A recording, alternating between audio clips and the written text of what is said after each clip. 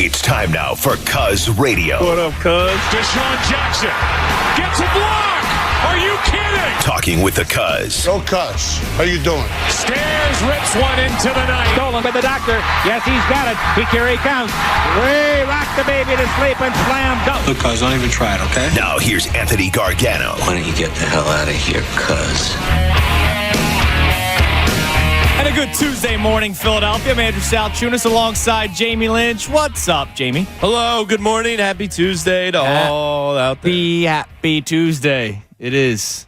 Yeah, the slowest sports week of the year. Yeah, you said it yesterday, and you were so spot on, which is kind of how we're opening the show with today, with that in mind. I did find the Julio Rodriguez first round to be one of the cooler things I've seen in a while. Absolutely. It was so cool watching him just hit bomb after bomb after just like bomb picking them. Didn't matter where they were in the strike zone. He was just launching them. Meanwhile, we got to pay respect to the guy throwing the pitches, too. We always make fun of Was he a Pena? Yes. Yeah, he was hitting his sweet spot. Right. We always make fun of the guy who can't find the zone during the home run derby. How about we show love to the guy that's finding the zone perfectly for the entire first round? It's 41 home runs, which was awesome. But Mr. Rutschman was hitting the zone too there for Adley. And he went, both sides of the plate. Yeah. Which was really cool. And Adley's sister, what up? I haven't watched much home run derbies the last couple of years. I was in last night. I don't know why. Yeah, I don't know how I feel about the format, but yeah, I missed just the 10 outs. Yeah, me too. Timeouts, but you know what it is? It extends the coverage. And it does. All that kind of stuff. Whatever. But so yesterday's one of those nights where Christy's not a big sports fan, but she kind of knows the calendar. She knows that there's nothing going on yesterday, so it's one of those, hey, babe, can we watch something on TV kind of nights? And we're locked in on The Bear, so I'm in. Like, it's been an awesome show. Yeah, we watched a great episode of The Bear last night. You said, what, episode 6? 6 of the second season. So we just started season 2 yesterday. The show's awesome. It's fantastic. If you've ever worked in the restaurant industry. Yeah. I mean, I didn't work in anything as hectic as that, but it could get kind of crazy when you're eating good in the neighborhood, 15th and Chestnut. Yeah, restaurant kitchens are a wild place. They're a wild place. So it's such a fun show to watch. It's stressful. Like, you're sitting there on edge the entire time. It's kind of like, what was the movie with Adam Sandler when he was gambling? Something Gems. Uncut Gems. Thank you, Ray. Yeah. The whole movie, you're stressed out. That was probably one of the most anxious movies I've ever watched in my life. Now, turn that into a series. Yeah. Because the whole show, you're feeling pretty anxious the entire time. Yeah, luckily they dialed back some in season 2. Yeah. I don't know if I could do every episode on like that, but so if you haven't watched it yet, check that out. But so last night was the Bear night, yeah, right? we did the same. I had the home run derby on the thigh pad. Yes. And I had the Bear on the big screen. So I went home run derby on the laptop yesterday. And so, yeah. I'm surprised you know how to stream at home. That's good work by you. Thanks. I also dropped a pin for you earlier today on Yes, Maps. you did. I'm advancing myself here. But so last night's one of those nights where you got nothing going on, all right? And I'm watching the home run derby, and I love Julio Rodriguez hitting 41 bombs. But not only am I happy that he hit 41 home runs because it was cool to watch, I was happy because of who he was going up against. He was going up against Pete Alonso in the first round. And Pete Alonso is a stone-cold dork, right? Like, he's just a dork. The weird deadlifting before the home run derby, the weird, meditation before the home run derby. You want to do that before you're at bat in a regular game? That's fine. You're just weird if you're doing this before the home run derby. But whatever. I guess it's a sense of pride for him trying to win the home run derby. Brooks kept, I don't know if he still does this, but he used to bust out some bench presses before he teed off because he said it would make him feel ripped up. How's he doing? He's doing great. Oh, he's winning things? Okay, I haven't really been paying attention. He's got like a Tiger-ish majors winning percentage going all right, that's good. He's killing it. Well, Pete Alonso's hitting like 200 this year, and I absolutely love it. But a lot of people hate Koepka's face, too. Yeah. So maybe there's something about lifting before events. Before events? Yeah. You're such an alpha male. So Pete Alonso gets knocked out in the first round. And, dude, I actually laughed out loud. Out loud. Like, we're sitting there on the couch watching The Bear, which is not really a show that you laugh out loud to. Sometimes you laugh. Yeah. But I'm laughing and pumping my fist, and Christy's going, what? Now, part of it is because I took Julio Rodriguez in the first round. Nice. But the other reason is because I hate Pete Alonso that much, and it's because he's on the Mets. And so I wanted to start the show off. It's kind of a homework assignment for everyone. So, if you listen to Anthony, every once in a while we do the Why Do You Love Sports show, or Why Do You Love Football show, or Why Do You Love Baseball show, or Why Do You Love Basketball show, or Why Do You Love Hockey show. Every once in a while, they're in the rotation. I don't want to really do that, but I want to try to figure out how you would explain your fandom to someone who doesn't really get it. And that's my wife. Like, Christy kind of just, he likes his sports. Right. He has his little hobby. Right. I still play Sunday League baseball. Yeah. And she could go ahead, go have fun, complain about your arm hurting when you come home, blah, blah. So she lets me have my thing, right? Sports. It also helps that it pays the bills a little bit because we do this for a living. I don't understand how you don't like sports. Is Christy, is she competitive? In like Mario Kart? Because to me, I think to really enjoy sports, you have to enjoy competition. Okay. Like, it's part of the same reason why I watch a cooking show if they're like up against the clock. They're competing. Sunday, there was nothing going on in the sport. Or was it Sunday? Yeah. Sunday early, there was nothing going on. Yeah. But the F1 race was on. Yeah, you were texting us about it. You're all and fired I was like, up. all right, what the hell? I was like, I'll watch this. And then newsflash, they drive very fast. Yes, they do. But it was a competition. Anything international. I was watching some international soccer games the other night. In USA, Canada qualified. USA moved on and qualified. But like, it wasn't even that game. It was it Mexico, Costa Rica, or something. Anything with competition, I'll watch more than something like scripted. Right. So to me, why I love this stuff is I get to watch people compete. Well, and the other thing you mentioned, scripted. It's the greatest unscripted reality TV show, because spoiler alert, reality TV is scripted. Yes. It's the greatest reality TV show there ever is. Wrestling. Yes. Because it's like you said, it's the unknown. It's, except for a couple of players get betting on themselves or betting against themselves.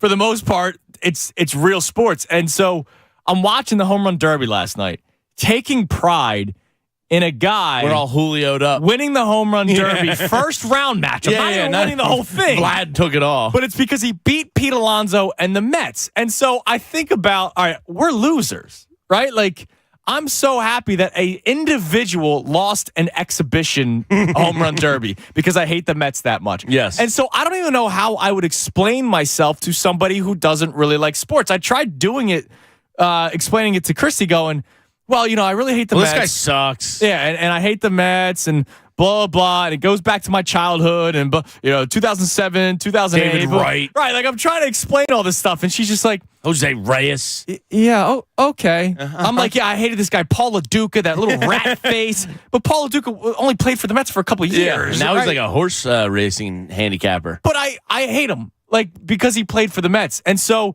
I want you to call in at 610-632-0975 and let us know how you would explain yourself to somebody who doesn't love sports. Because sometimes I'm jealous of the person who doesn't. So most of my high school buddies, I'd say there's like 5 or 6 of us that remain pretty close. I'm by far and away the biggest sports guy of the group. Mm-hmm. One of my buddies, Wall, gets into it, but like doesn't follow it day to day kind of thing. Yeah. The other 3 couldn't name you probably 3 to 4 Phillies. Right. Maybe 3 Eagles. Like, it's a whole different world. And sometimes you feel bad for them because you're watching the Phillies go on that World Series run last year, and you're like, wow, they don't understand. Yeah, like my buddy Wall was riding his bike over to my house to watch it. The other guys are like, oh, is there a World Series game tonight? Oh, it's Tuesday. Yeah. Like, what do we want to do today? And so when we get together, we don't really talk sports. Right. But when they lose, or when the Eagles lose on a Sunday, you're freaking miserable on a Monday. And they're walking in the month like, time for work. Hey, how was your weekend at the water cooler, right? So sometimes I'm jealous that they don't care about sports. But then other times I'm like, how do you live in this world that you're not following this? Like, it was a boring Monday night in July when there's nothing going on, not just in the world of sports. Like, what's going on July 10th in the world other than the Northeast is getting wiped out by rain. Other than sadness. Yeah, there's no other escapes. I saw Josh Allen and Haley Steinfeld are dating. That's nice. Yeah, you were looking up her measurables, seeing how she was doing. Yeah, I didn't know who she was. Yeah. I was looking at her spider chart. I don't know. So what's going on out in the world right now? But there's nothing. Like last night was a nothing. Barbie and Oppenheimer are coming out. They're soon. coming out, and I want to see Oppenheimer. Oppenheimer looks awesome. But Chrissy doesn't want to go see a movie for 3 hours. I get that. Yeah, I don't know. Stuff's got to be happening out there. I guess. But I was able to take joy in a home run derby because somebody lost. Yeah. And I was happy that it was the first round because that means he was humiliated. Yes. You know what I mean? Always love when Pete Alonso's face is rubbed in it. I'm happy if he loses in the championship round, but I take even more joy in the fact that he loses in the first round because that means he did all this body lifting for nothing. Oh, it's Prime Day.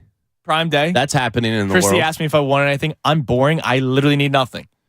There was a pretty good deal on TVs if you're in the market for one of those. I'm really not. I want to do the garage TV at some point, but I need to fix up the garage first. I cleaned it out, but I still need to do some things. Portfolio Day is trending. What's Portfolio Day? I don't know, but it's the top trend in the world right now. Okay. You know what? You know what that sounds like? The most boring thing I've ever heard. Happy Portfolio Day. No, it's Happy Pete Alonso lost in the first round of the Home Run Derby Day. It looks like some kind of 3D art, Japanimation type thing, but it's going on in the world. Hey, if you're into it, that's cool. And James Harden is trending also. Well, that's probably going to keep on happening, especially in this area for a while. Cannon and Alpha Tauri. Oh, the Northern Lights are coming to 17 states pretty soon. Oh, it's cool. I'll look up for 5 seconds and go, all right, is Pete Alonso in the Home Run Derby again? Let me watch his low lights. So I guess that's what's going on in the world, but that's not my world. So it's 610-632-0975. I want you to call in and try to explain as if we're non-sports fans. Like, how would you explain yourself to somebody who doesn't like sports and just be like, all right, this is why I'm a raging lunatic because Anthony that's what we all are. Disgusted that my high school buddies don't like sports. I have friends that don't like sports. And he's like, why do you, what do you do? What do you guys do? When you hang out, what do you do? I'm like, I don't know. I am pretty bad in like the conversations when it's not sports. I just kind of sit there and laugh. Yeah. But he's like, what? You have friends that don't like sports? I'm like, it is possible. Not everybody likes sports. Yeah, there's a lot of people out there that don't. But it's also strange to me at times. So explain yourself to somebody who isn't a sports fan at 610-632-0975. Also, we have a conversation when it comes to honesty. On the other side, we're going to play a clip from Nick Castellanos yesterday. All those players who were at the All-Star festivities, they were doing the media tours, and Nick Castellanos spoke about the Phillies and their month of May struggles, not first half struggles, because look, they went to the All-Star break, even though they lost 2 of 3 to the Marlins, on a pretty good note after sweeping the Rays. Castellanos spoke about the team's early struggles, so we're going to get into that. And also, on the other side, Jamie is going to take a vow for the rest of this week. I'm going to try. But I think he's an absolute coward for doing it. 610-632-0975. He's Jamie Lynch. I'm Andrew Salchunas. We're filling in for the Cuz for a couple more days right here, 97.5 The Fanatic. Fanatic Sports Update.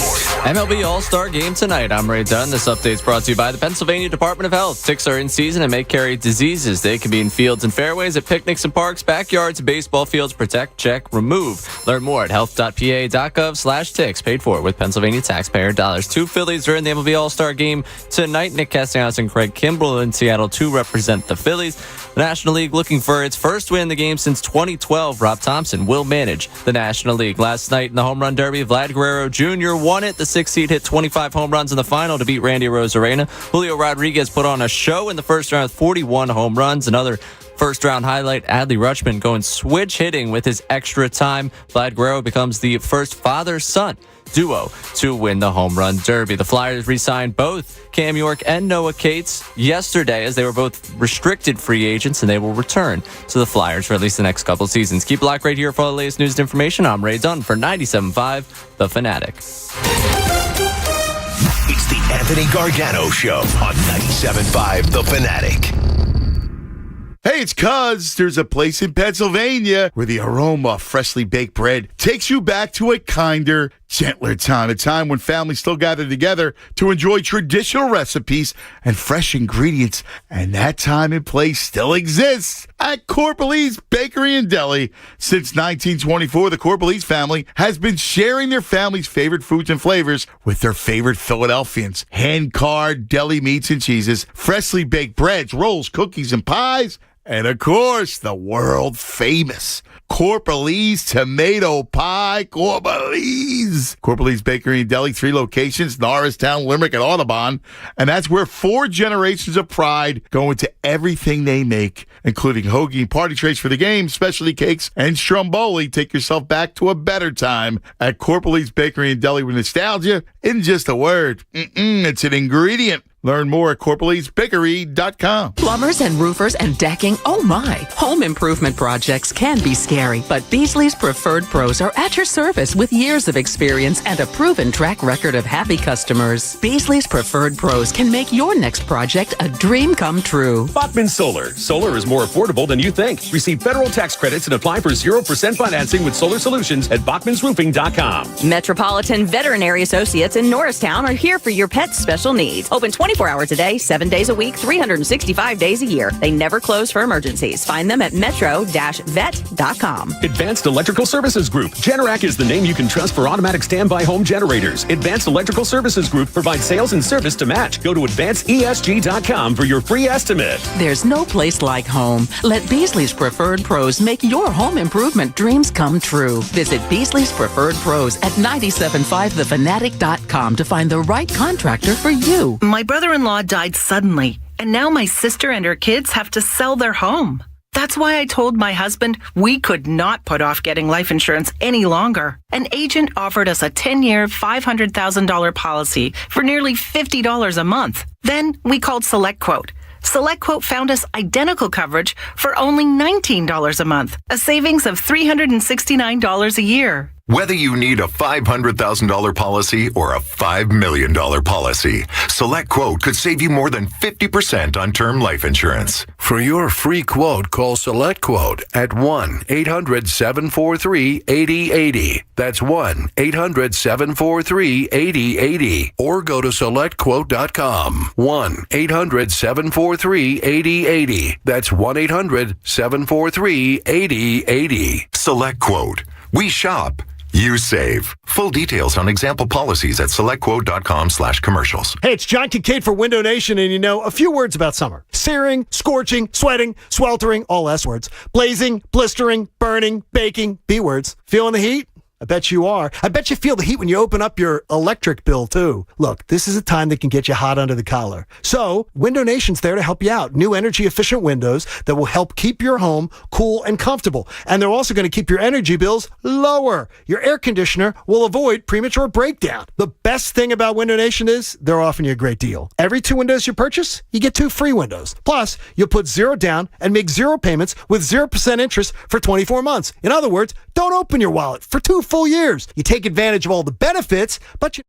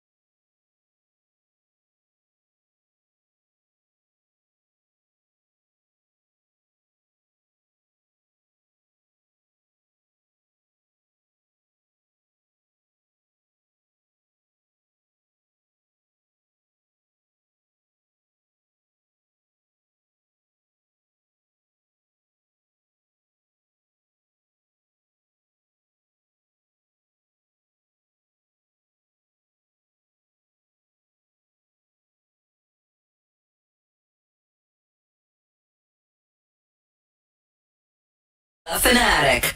1021, 97.5 The Fanatic, 10 o'clock hour brought to you by Window Nation. Take advantage of Window Nation's 50% off all sale on all style windows. Plus, make no down payment with no payments and no interest for 12 full months. Call 866-90Nation or visit windownation.com. Andrew Salchunas alongside Jamie Lynch. We're going to get to Jamie's vow in a second. Also, the audio from Nick Castellanos talking about why the Phillies had a bit of a slow start to start the season, but obviously things are going well for them going into the All-Star break. But real quick, yesterday was a crappy day. Here at the Fanatic and in radio life in general. We found out about Coach Camille right before the show, which is, just an awful way to start the day. And then also Hunter. And so we wish them nothing but the best. Hunter doing middays. I get to see everybody in the morning. I get to see everybody in the afternoon. So getting to know Hunter over the past year, he's a good dude. So wish him nothing but the best. I know he's going to be all right. Yeah, he's talented. So. I know all too well about this industry, and you never like to see it. Coach was here a long, long time. He was here when I started. Helped integrate me here at the station. Yeah. So you really hate to see that stuff, but it is an unfortunate reality of our business, and they're going to be fine because I know. Everybody yesterday that was affected are good people and hard workers, and they'll all land on their feet. It's scary at first, but you figure it out. And I would just tell them to take a couple days, turn off the phone, hug your kids, stay with your family. Everything will be all right. It's hard to see that at first, but they'll get there. Yeah, I could talk about Coach for probably the next 2 segments for everything that he's done for me. He hired me and helped me get the midday job back in 2016. So I could spend about 20 minutes on Coach. I'm not going to do that, but we're wishing them nothing but the best. And, like you said, it's scary. It's part of the business. And, unfortunately. You unfortunately know that. And it comes with, I guess, having a cool job because we all love radio and it's why we do it and risk it. And it is what it is. There's not much else to say about it, unfortunately. I guess there's one of those days you drink a little bit more at night. Yeah, well, I had to dry out yesterday for our Maxi trip today, exactly. Yeah, so we'll do that. 610-632-0975, the number to climb in to talk about. At first, we're getting into how you would explain yourself to somebody that does not care about sports. And I noticed this last night when I'm laughing out loud when Pete Alonso loses in the first round of the Home Run Derby. Not a game, not a World Series, a Home Run Derby, and I'm laughing out loud, and Christy's looking at me like I'm a freaking lunatic because we're trying to watch the Bear together, but I got my eye on the damn Home Run Derby. Yeah, celebrating Pete Alonso. My wife had the unfortunate draw of I don't want to sound like that, but the longer bedtime of the older child last night. Okay. So I went down and I was like in all my glory, Home Run Derby on the big screen. And when she finally came down, she looked at it and was like, "So the Bear?" And I was like, Yeah. I know it's one of those nights I gotta throw it on the thigh pad here and just watch that. Yeah, that's fine. Like you don't have to watch. Like she loves the Phillies, but when she sees the home run derby go, she's like, all right, this is too much level of nerddom for me. Right, exactly. Like, can we watch something? So along with the home run derby, it's the All-Star festivities. So the All-Star games tonight. You have 2 members of the Fightins. I'm shocked Pat Egan is out. Yeah, it's weird. Mr. Baseball. He's a baseball guy. There's no prospects playing it. There's no, you know why? There's no bad players playing it. Yeah. Because he supports the bad players. But to me, like, it's a chance to watch Ohtani and Julio Rodriguez and some of these guys, even Corbin Carroll, who's starting for the National League. I only got to see him in the Phillies series. Dude, I want to watch and Albies, Arcia double play, even though they're both on the Braves. But I want to watch a double play. 2 guys that wouldn't do this in any other team. Baseball is still played. Yeah, like the pitcher. It's the most real. Yeah, All-Star game. The pitcher still wants to get those guys out. Yeah, and the batter wants to put one into the bleachers. You know why they want to get them out? Because they want to get their day done with. Yeah, 1 inning. I want to get out of here. 1, 2, 3. Yeah, like Zach Gallen. Like it's such a cool moment for him. Local kid. He's the All-Star starter for the National League, but he knows he's got to get back to work in a couple days. So he doesn't want to have a 30-pitch first inning. No, he wants to try to have an immaculate inning, 9 pitches, 9 strikes, 3 outs. Get out of there, maybe come home, visit the family, or go to a beach for 2 days and get back to it. Go to the clubhouse, get out of your jersey. There's probably beer back there. Oh, yeah. Put something in a cup. Those guys are having a great time. Yeah, like that. Like, so that's why it's such a legit game that it's so much fun to watch. Could you handle yourself as the manager of the All-Star game? Yeah. I think you just have to let everybody know I'm going to get you in, and like. Yeah, but there's times you're not going to get everybody. There's how many guys are on the roster? 25 guys. Well, it doesn't mean anything, so that way you try to get everybody in. Yeah, but at some point you can't. Like the NBA All-Star Game's easy. You let a guy run for 5 minutes, put him back on the bench. Once you sub somebody out, it's over. Once I get to the 5th inning, it's like, all right, 2 outs. Everybody go up. Everybody up. The first 3 is the hardest because if a pitcher gets 9 up, 9 down, you've already lost a third of the game, and now you have to try to get 10 other position players in at some point. And then what do they do? Like typically about 2 or 3 innings in the field and at bat. Yeah, especially the guys in the beginning. Yeah. Right. The guys in the beginning do their 3 because they have to get their at bat in. So Castellanos, we can probably imagine in the 6th, 7th inning. Yeah. Yeah. At some point. So speaking of Castellanos, he's obviously there. He's playing in the All-Star game tonight. And he spoke to a reporter and was asked about the Phillies season so far. And Jamie, you love honesty from athletes. I do, because it's rare. Now, I was really angry when Tobias Harris said, Andrew Salchunas, you're a casual. Yeah, he called you a casual, and you took it personally. By name, and I took it personally, and I'm still offended by it, and I still want to trade him for a cookie because that's what he believes, apparently. But Nick Castellanos was very honest about the Phillies' early struggles, and we want to play it for you. We want to react to it, and then Jamie has a vow that he wants to take for the rest of the week that I think you're a coward. I think I'm going to fail. And I also think you're going to fail. But here's Castellanos yesterday at the All-Star festivities. I would say just to maintain the status quo, right? Like, we're playing unselfish baseball. Everybody's really plugged in on just winning the game. I think a little bit in the beginning of the year with how it ended, right? And then us adding and getting better. Maybe a little bit that we just thought baseball was going to hand us it, that it owed us something. Obviously, this game forever owes you absolutely nothing, but adversity is good to face during the course of a 162-game season. And then for the past month, just the energy has been good. We wash away losses, and everybody just shows up with the common goal of doing something to help the team win. So he basically straight up says, we went through the motions to start the season. Yeah, he said we thought we were going to be good just naturally because we added Trey Turner and Craig and we were just in the World Series. Yeah, we got better on paper, so we'll just throw the ball out there and we'll be good. And you know what's interesting? So somebody spoke with Anthony, and it was one of these things where I go, really? And then I did some research, and it actually was kind of real. The rotation, the members of the rotation did not pitch much at all in spring training. No. And so I was like, well, I'm sure that's a league-wide thing. And then I started looking up innings pitch. So I looked up Zach Gallen.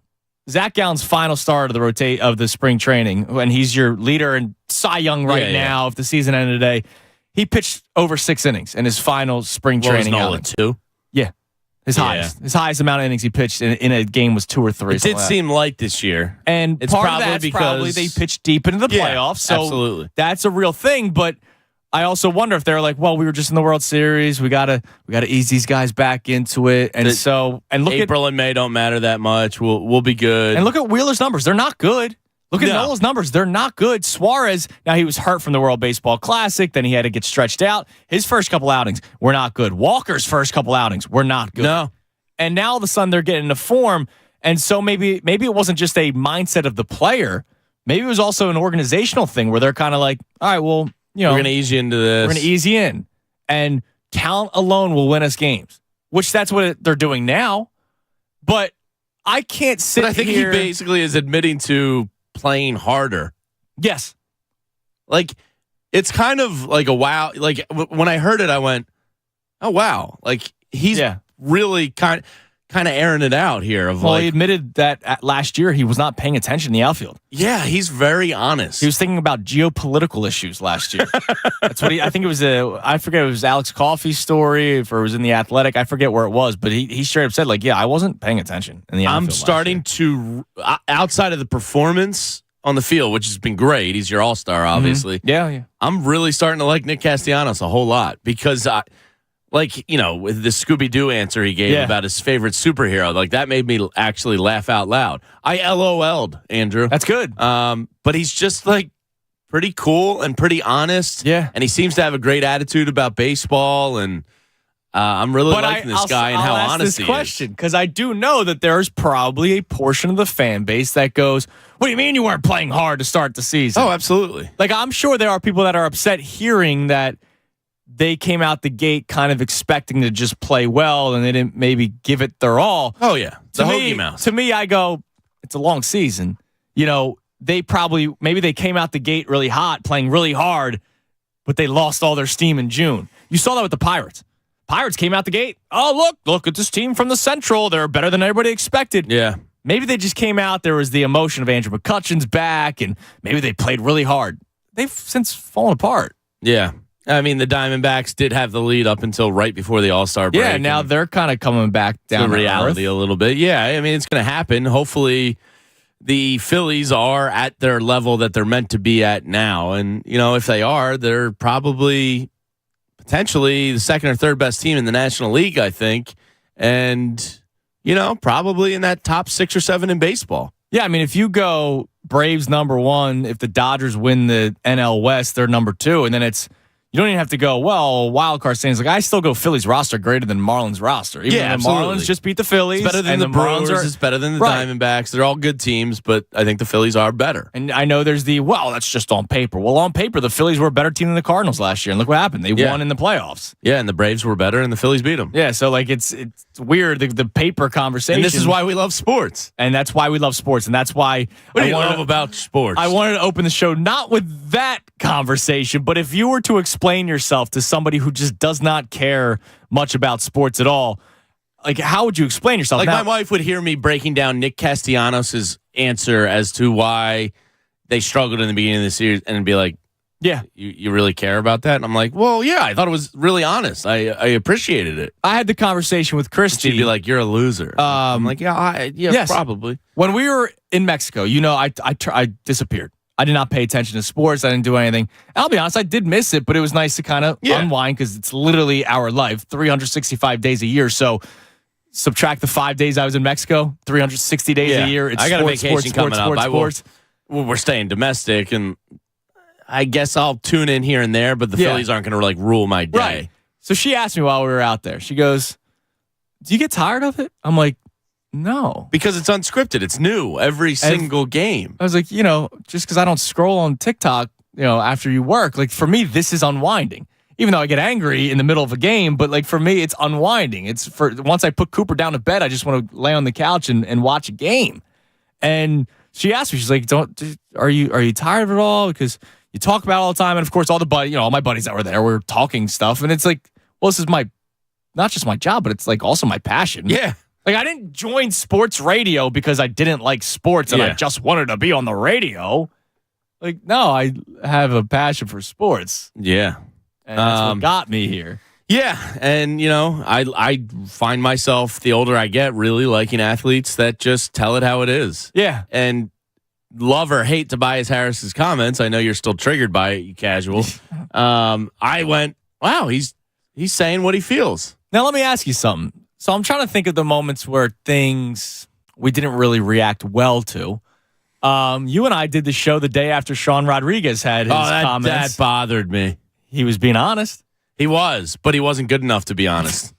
Oh, okay. Yeah, hold on a second. There's qualifiers for this. There are qualifiers to Jamie's of honesty from players. And Tobias Harris gets over the top of your bar? I think just barely. Okay. He's skimming the bar. Feels like we're making up the rules as we go here. I think Sean Rodriguez does not qualify to be honest with us. He called fans entitled.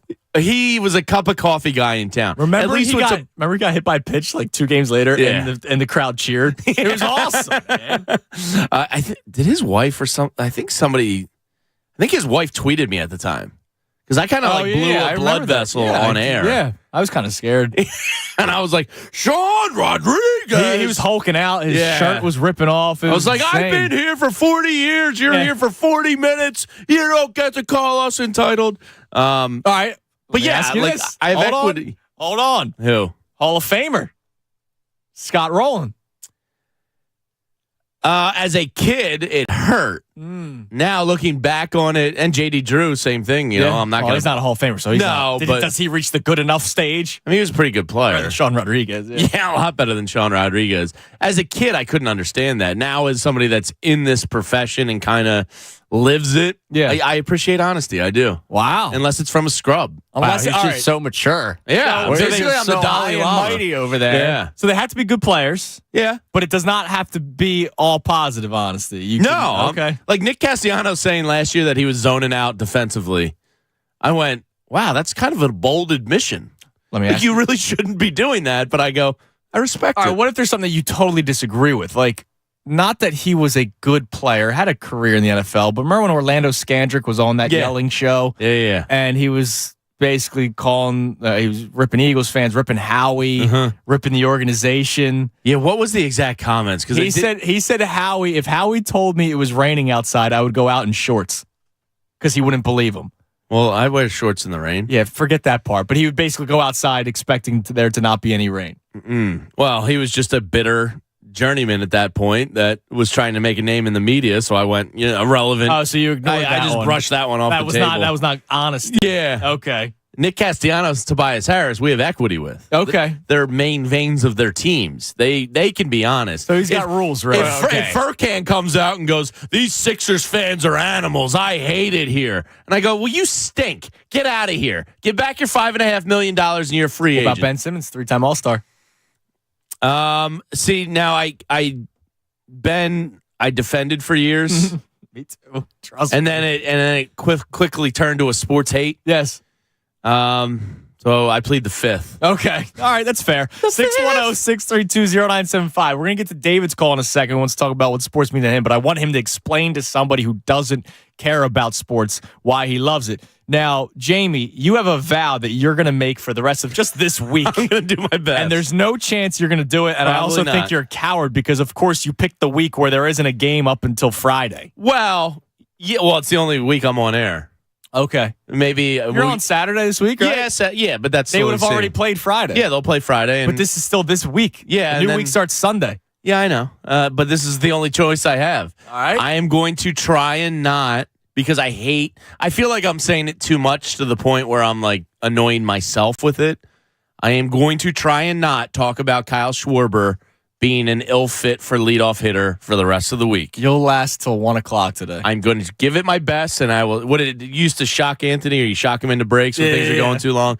Like if I find myself, that stopped working. if I find myself approaching the topic, I'm going to try to internally buzz myself. Okay. So right. I'm not Make buying sure you this. have the buzzer ready. I will 'cause try my There's best. no way. I think he gets through today. I do, because it's going to be top of mind. Tomorrow we'll drift into a Phillies conversation, and it'll be just instinct, immediate Muscle instinct. memory. You know I'm going to stir the pot and try to get him to say something. Of course. Of course. And Bob tells me I shouldn't stop. He's like, no, because Bob has now come around. It took him long enough. It did take him a long time. Took him a long time. But he to admitted come he was around. wrong. 8-0. Yeah. 8-0. 8-0 in the games that he leads off a game with a home run. Do me a favor today and look up the games he starts out with a strikeout. Internet's not working. You think our internet works here, Internet's dude? not working. Sorry, man. That's why. I got the 8-0. football grid up in front of me.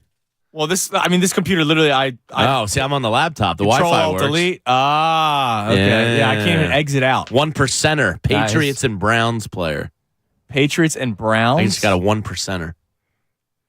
And he was an Eagle. Oh my God! What position? Wide receiver.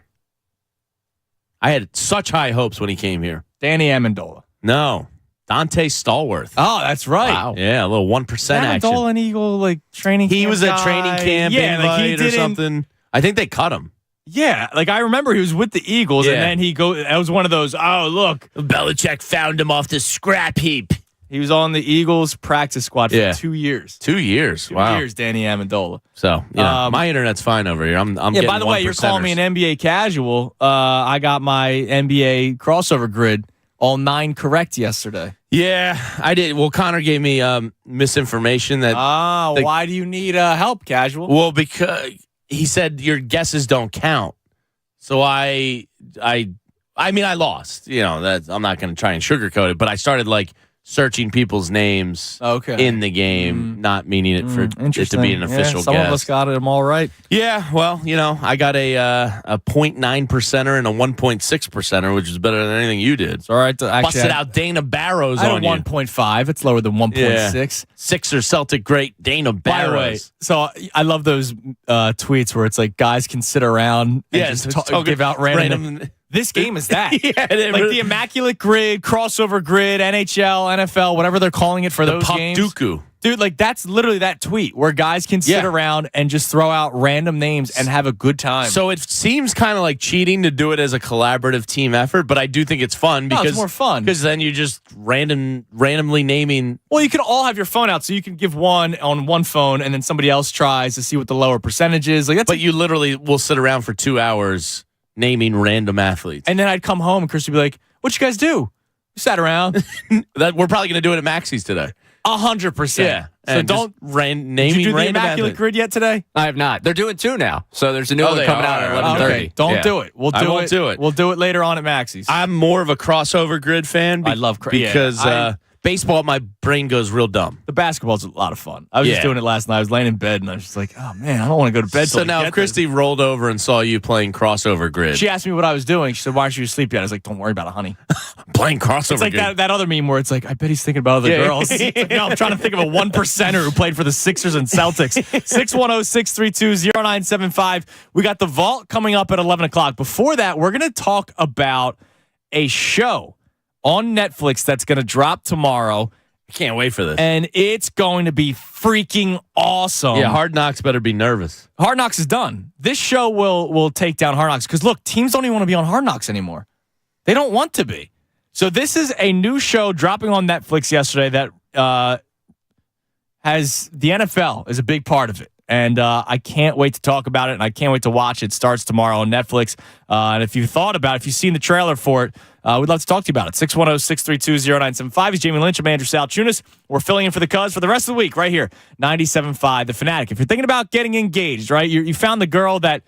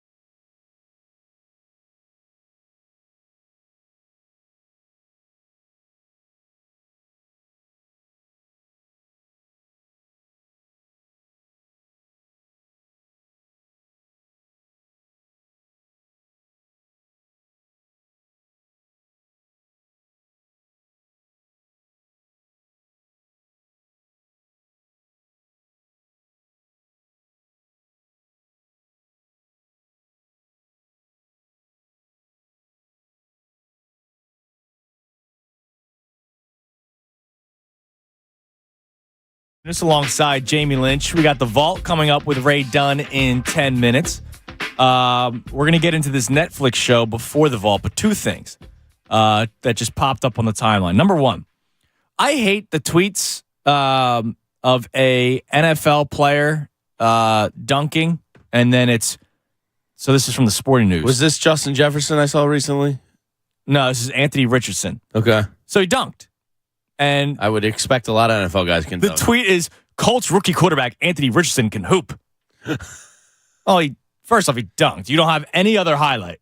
And I'm sure there's some NFL players that can actually play basketball. Oh, I saw a video recently of somebody bombing threes and then dunking, and they were pretty good. It was an NFL guy. Yeah.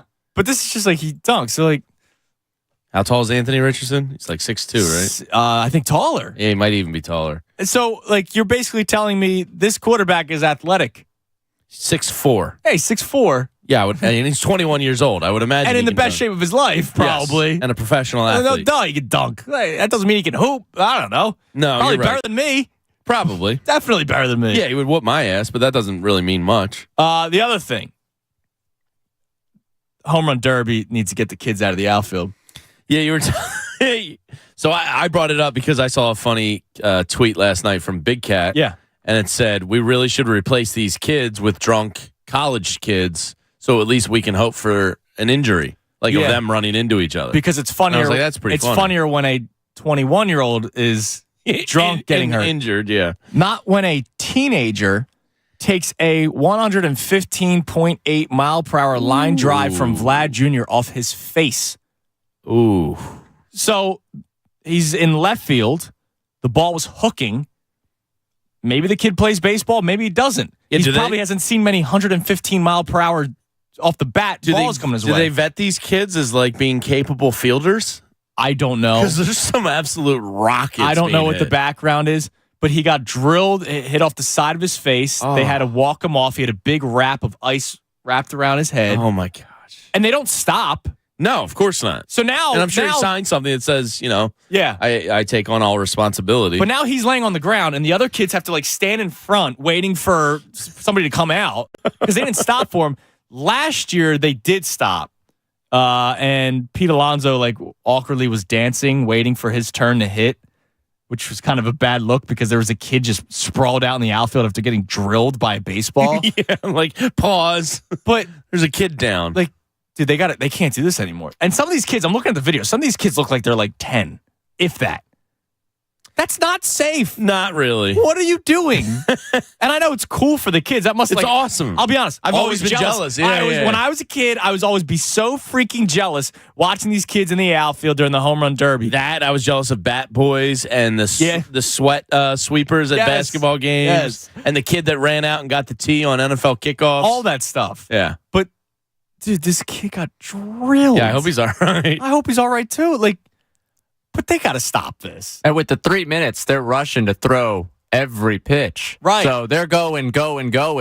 And, you could see the kid get hit with the 114 mile per hour line drive. And you're like, oh, no. And you could be next. You can't really pay attention to the kid that just went down. You got to be alert. Head on a swivel, you have to be ready in case the next line drive from Vlad Jr. comes your way. Yeah. Yeah, they got to reconsider at some point Major League Baseball. So we got the vault in 5 minutes.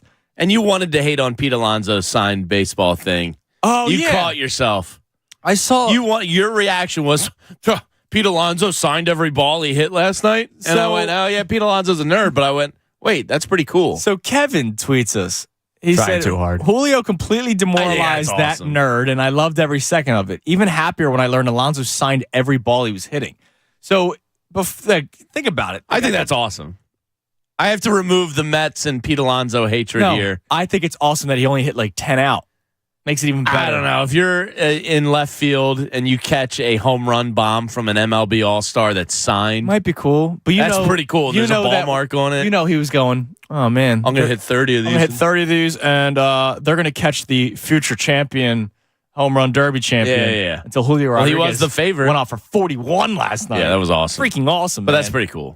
The Netflix documentary, Quarterbacks, dude. Yeah, really kind of pumped for this. Now, this is one I'm going to put on probably as soon as I'm capable, and my wife is going to go, I'm going to go upstairs and watch NCIS.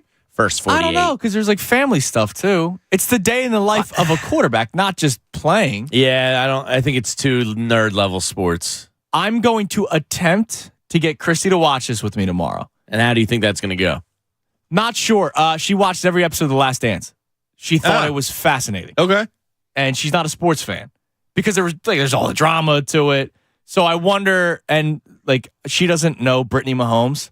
And so I kind of want her to watch. Don't say anything about her. Just to eventually hate watch, which I know I'll be doing. I remember when it first came out that this show was going to be a thing, and it was right around the Super Bowl, I think it was. And I was like, wow, they picked one of the good quarterbacks to pick in Patrick Mahomes. And Anthony and I actually got in an argument because he did not like the quarterback choices other than Mahomes, of course. And I said, well, actually, I think it's cool that they have the superstar in Mahomes. They have the vet in Kirk Cousins. Middle of the pack guy. And then they have now a journeyman. And now an Eagle. Yeah. They have the journeyman in Marcus Mariota, who's the bridge quarterback. And the people that are putting together this show, they know what's going to happen. They know that Marcus Mariota is going to be questioned about, do you think you should still be the starting quarterback of this team? They're going to ask the coach, which was part of the trailer yesterday. Will Marcus Mariota still be the starting quarterback next week? Blah, blah, blah. So if they do a season 2 of this, they'll probably do the same thing.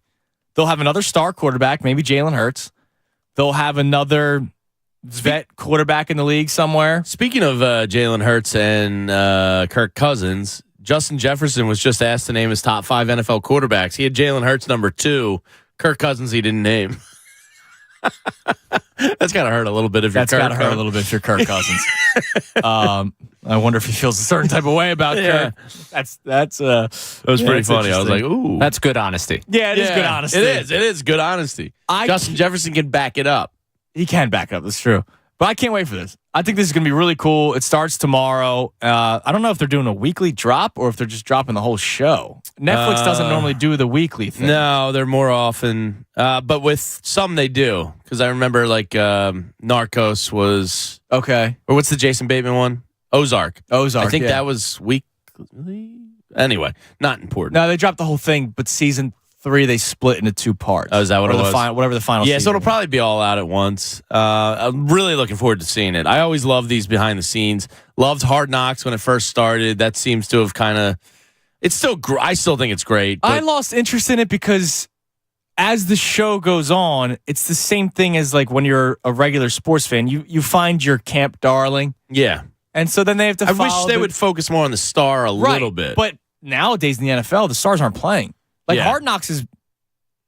They'll still keep it going, but it's going to lose its luster when teams like the Eagles don't even play Jalen Hurts for he played, one series in the preseason last year, and he got hit. It was a late hit. I remember freaking out, like, why'd you do that? And then they did the All or Nothing series, which was pretty cool. Yes. And then they did the in-season Hard Knocks. Which I like that. Future. I like that one better than... I think that is the future That's of it. better than the preseason. Carson Wentz testing positive for COVID. And getting the whole... back behind the scenes as they react to that. Kyler getting hurt and the Cardinals season unraveling, getting all of that. I think that's where Hard Knocks goes. So this quarterback show should have an element of that. It should have it's everything. Because it's a little bit of home life, a little bit of in-season stuff, the game a little planning, bit of training and prepping. They're mic'd up. Yeah. So that's really cool. Really looking forward to this. And usually mic'd up NFL is stupid because it's like linemen going like that's that, and then they go, "Hey, nice play." Yeah. Whereas in the trailer, you saw Patrick Mahomes getting cocky and talking smack, which I think is awesome. I think that's great. I hope there's a lot of smack talk because all the mic'd up stuff I tend to see is always too nice. And remember, this past too respectful of one another. This past year was fun. Like Kirk Cousins was doing he had the shirt off with all the chains on the plane. Yeah. All this stuff is going to be in it. And Pat saw the first 2 episodes and says Cousins comes off really well. That's cool. Pat Egan, not Patrick Mahomes. Yes, yeah, Pat Egan. The only thing that's going to suck is I think it goes through the Super Bowl. I'm not sure, but I would imagine that they continue. Yeah, I'll probably their not coverage. watch that last episode. That one's going to suck. Never going to rewatch that game. I don't want to see Patrick Mahomes celebrating. I'm out. I mean, what does it do for me? So I'm excited for this. Yeah, and that starts tomorrow. So we'll watch it tomorrow. The first. It's a good day episode, for it to launch. Yeah, and then What's today? Tuesday? Jeez. Thursday, we'll talk about it a little bit. So I guess I have to make it mandatory viewing tomorrow night. Damn right. We got nothing else going on, so you might as well. 610-632-0975, the number to climb in. It's 11 o'clock. Time now for the vault.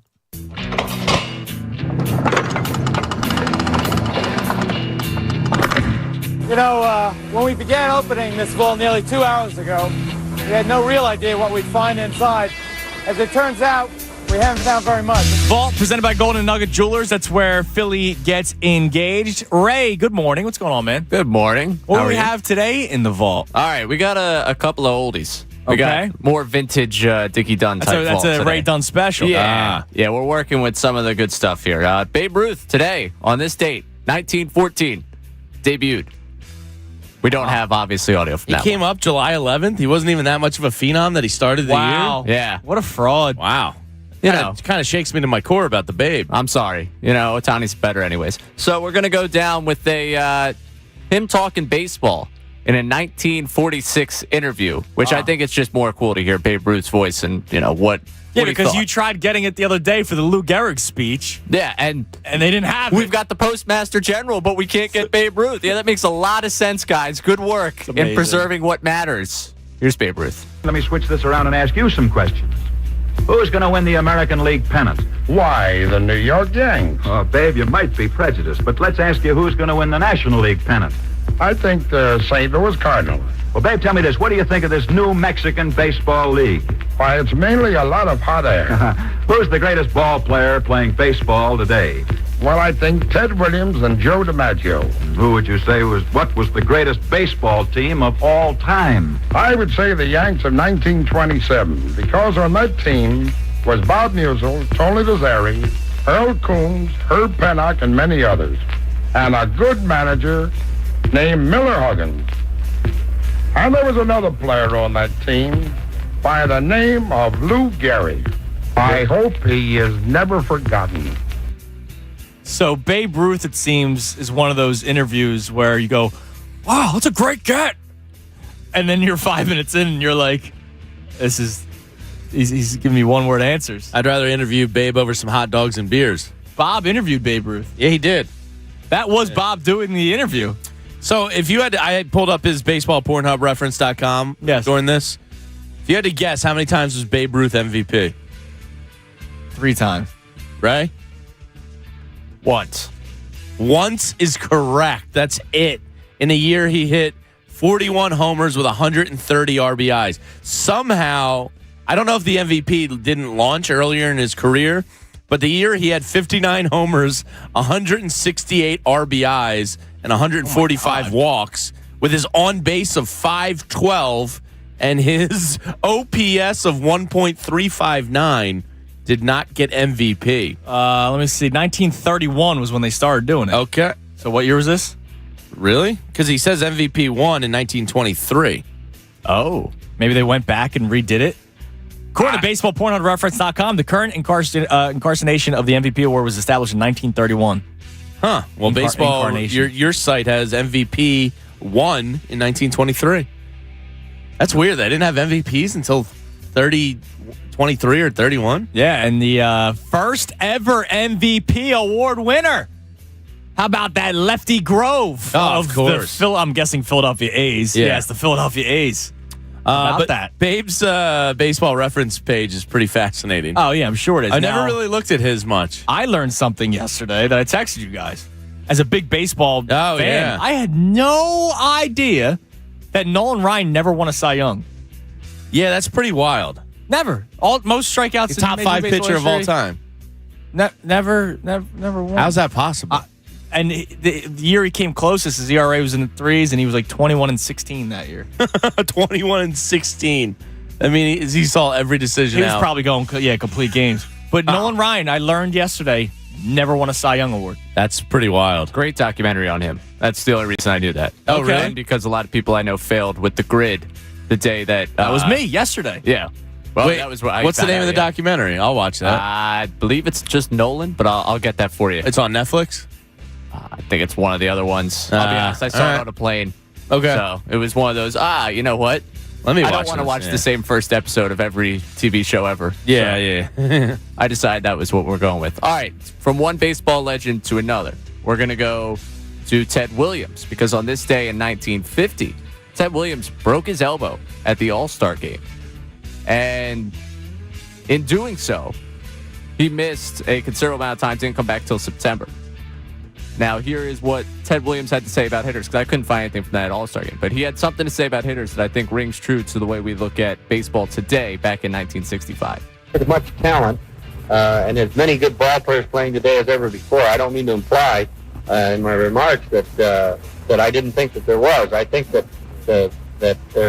there's too many players, however, that are sacrificing a chance to hit for a good average by hoping they're going to be home run hitters.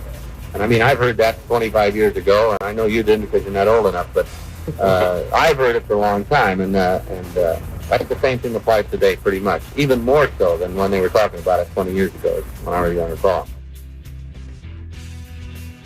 So I kind of missed it. He basically said too many guys are passing up chances for hits, average thinking to that try they to hit home runs. I guess they were worried about launch angle and exit velocity too much. Basically, that's what he's saying. Like, they were trying to smash. Could you imagine them talking dingers about exit velo back then? No. Well, see. Well, Ted, your launch angle was it was too good for a single there. If you want to put one into the stands, you're going to need to lower. It's just it's amazing. Like, you think about the guys that, like, is Ichiro in the major leagues anymore?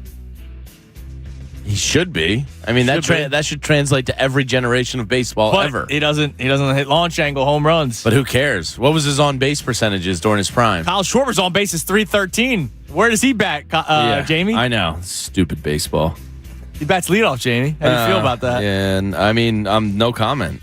So Wow. Ichiro, 414 was his highest on base. That's pretty good. That should translate to every decade of baseball Yeah, it ever. Should.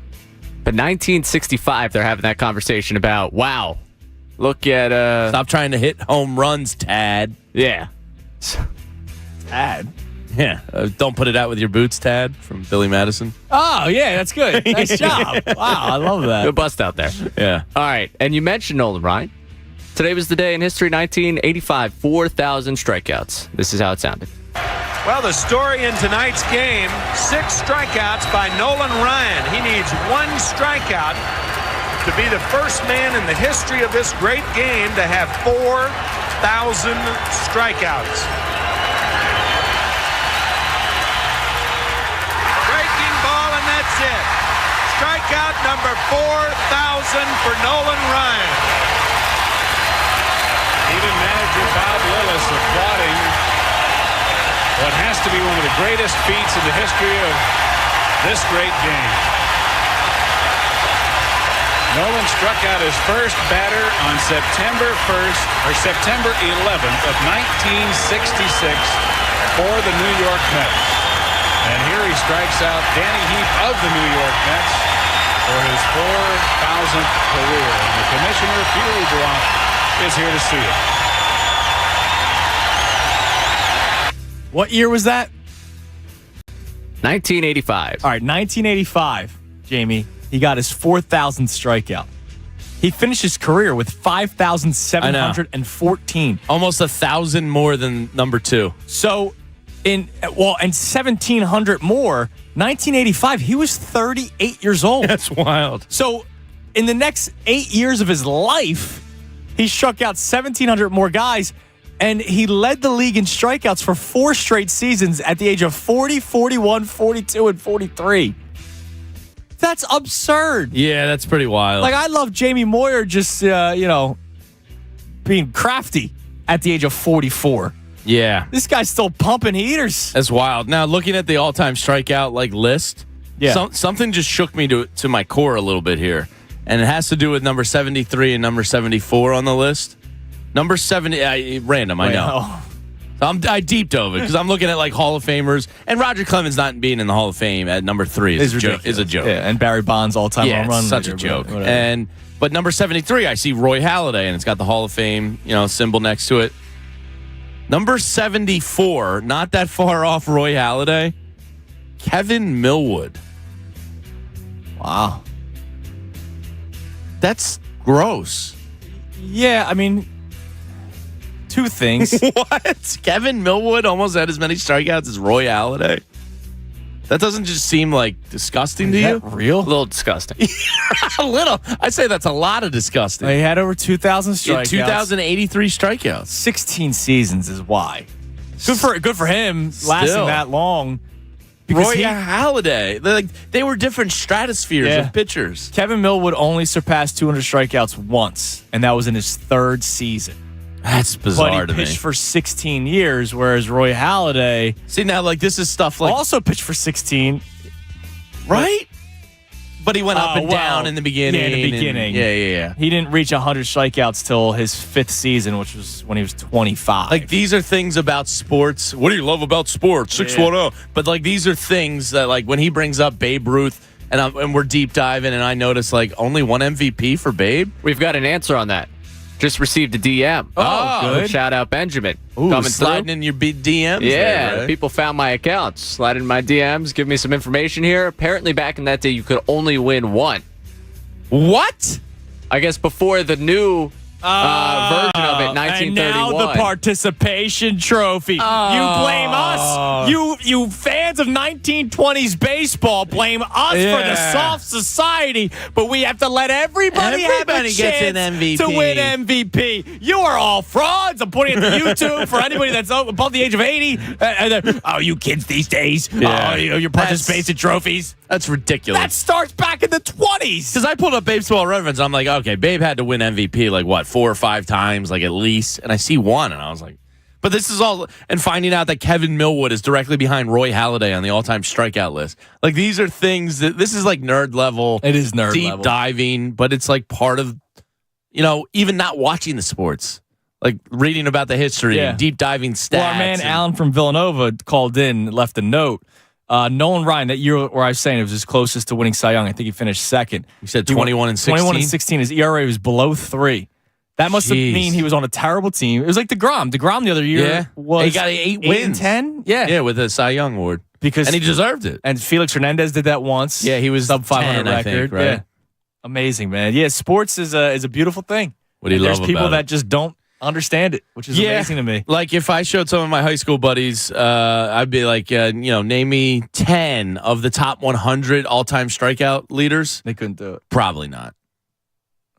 Cole Hamels. 610-632-0975. Speaking of baseball and the home run derby yesterday, dude, I saw something that just, you ever see something and you immediately go back to a memory? Mm-hmm. And you can basically see everything that was around you. You're kind of having an out-of-body experience. I had an out-of-body experience yesterday when something happened during the home run derby. Cole Hamels, number 33. So he is on there. 33 on the all-time Ks list. Wow, a lot of pitchers suck. If you think about it. Felix Hernandez, 37th. That makes sense. Cole Hamels had more. Jesus. Anyway. Feels like a shot at Cole right there. Kind of is. He was really good. He was really good, but 30. Top 35 all time. I would have never guessed 33rd in all-time Ks. Now, back in the day, guys weren't really. He's right behind Bob Feller, Warren Spahn, and Tom Glavine. It's amazing. What? Good for him. That is amazing. It is, yeah. Is he a Hall of Famer? 610. But I had an out-of-body experience last night watching the home run derby, and it's behind Cy Young. That's amazing. And that guy pitched a million games. It's going to also open up a little bit of a side topic for us as well. So tune in and call in if you want to join us at 610-632-0975. He's Jamie Lynch. I'm Andrew Sal Tunis. We're filling in for the Cuz right here on The Fanatic. Fanatic Sports Update. All-Star game tonight.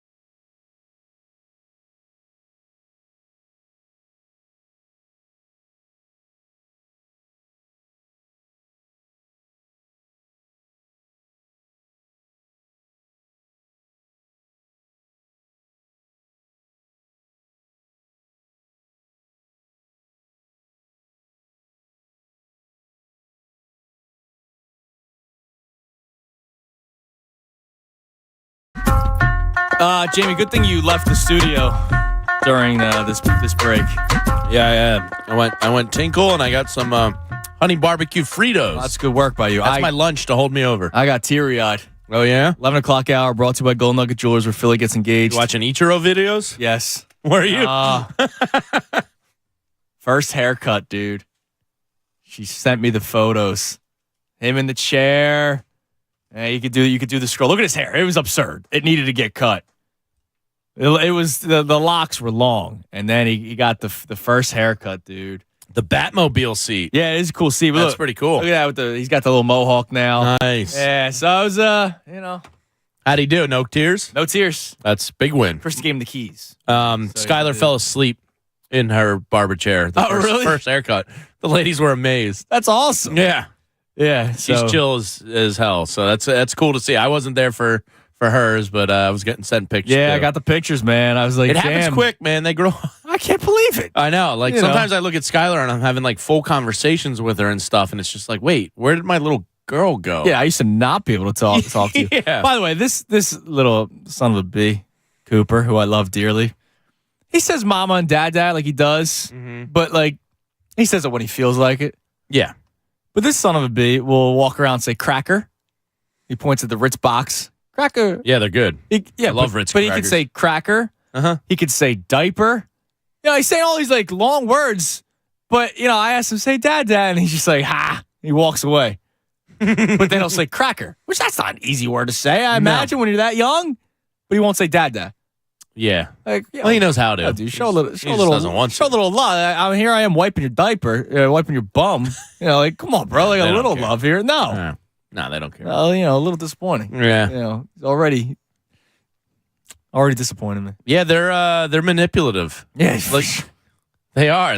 I'm pretty sure Skylar gaslights us like regularly. That's awesome. Yeah. That's good.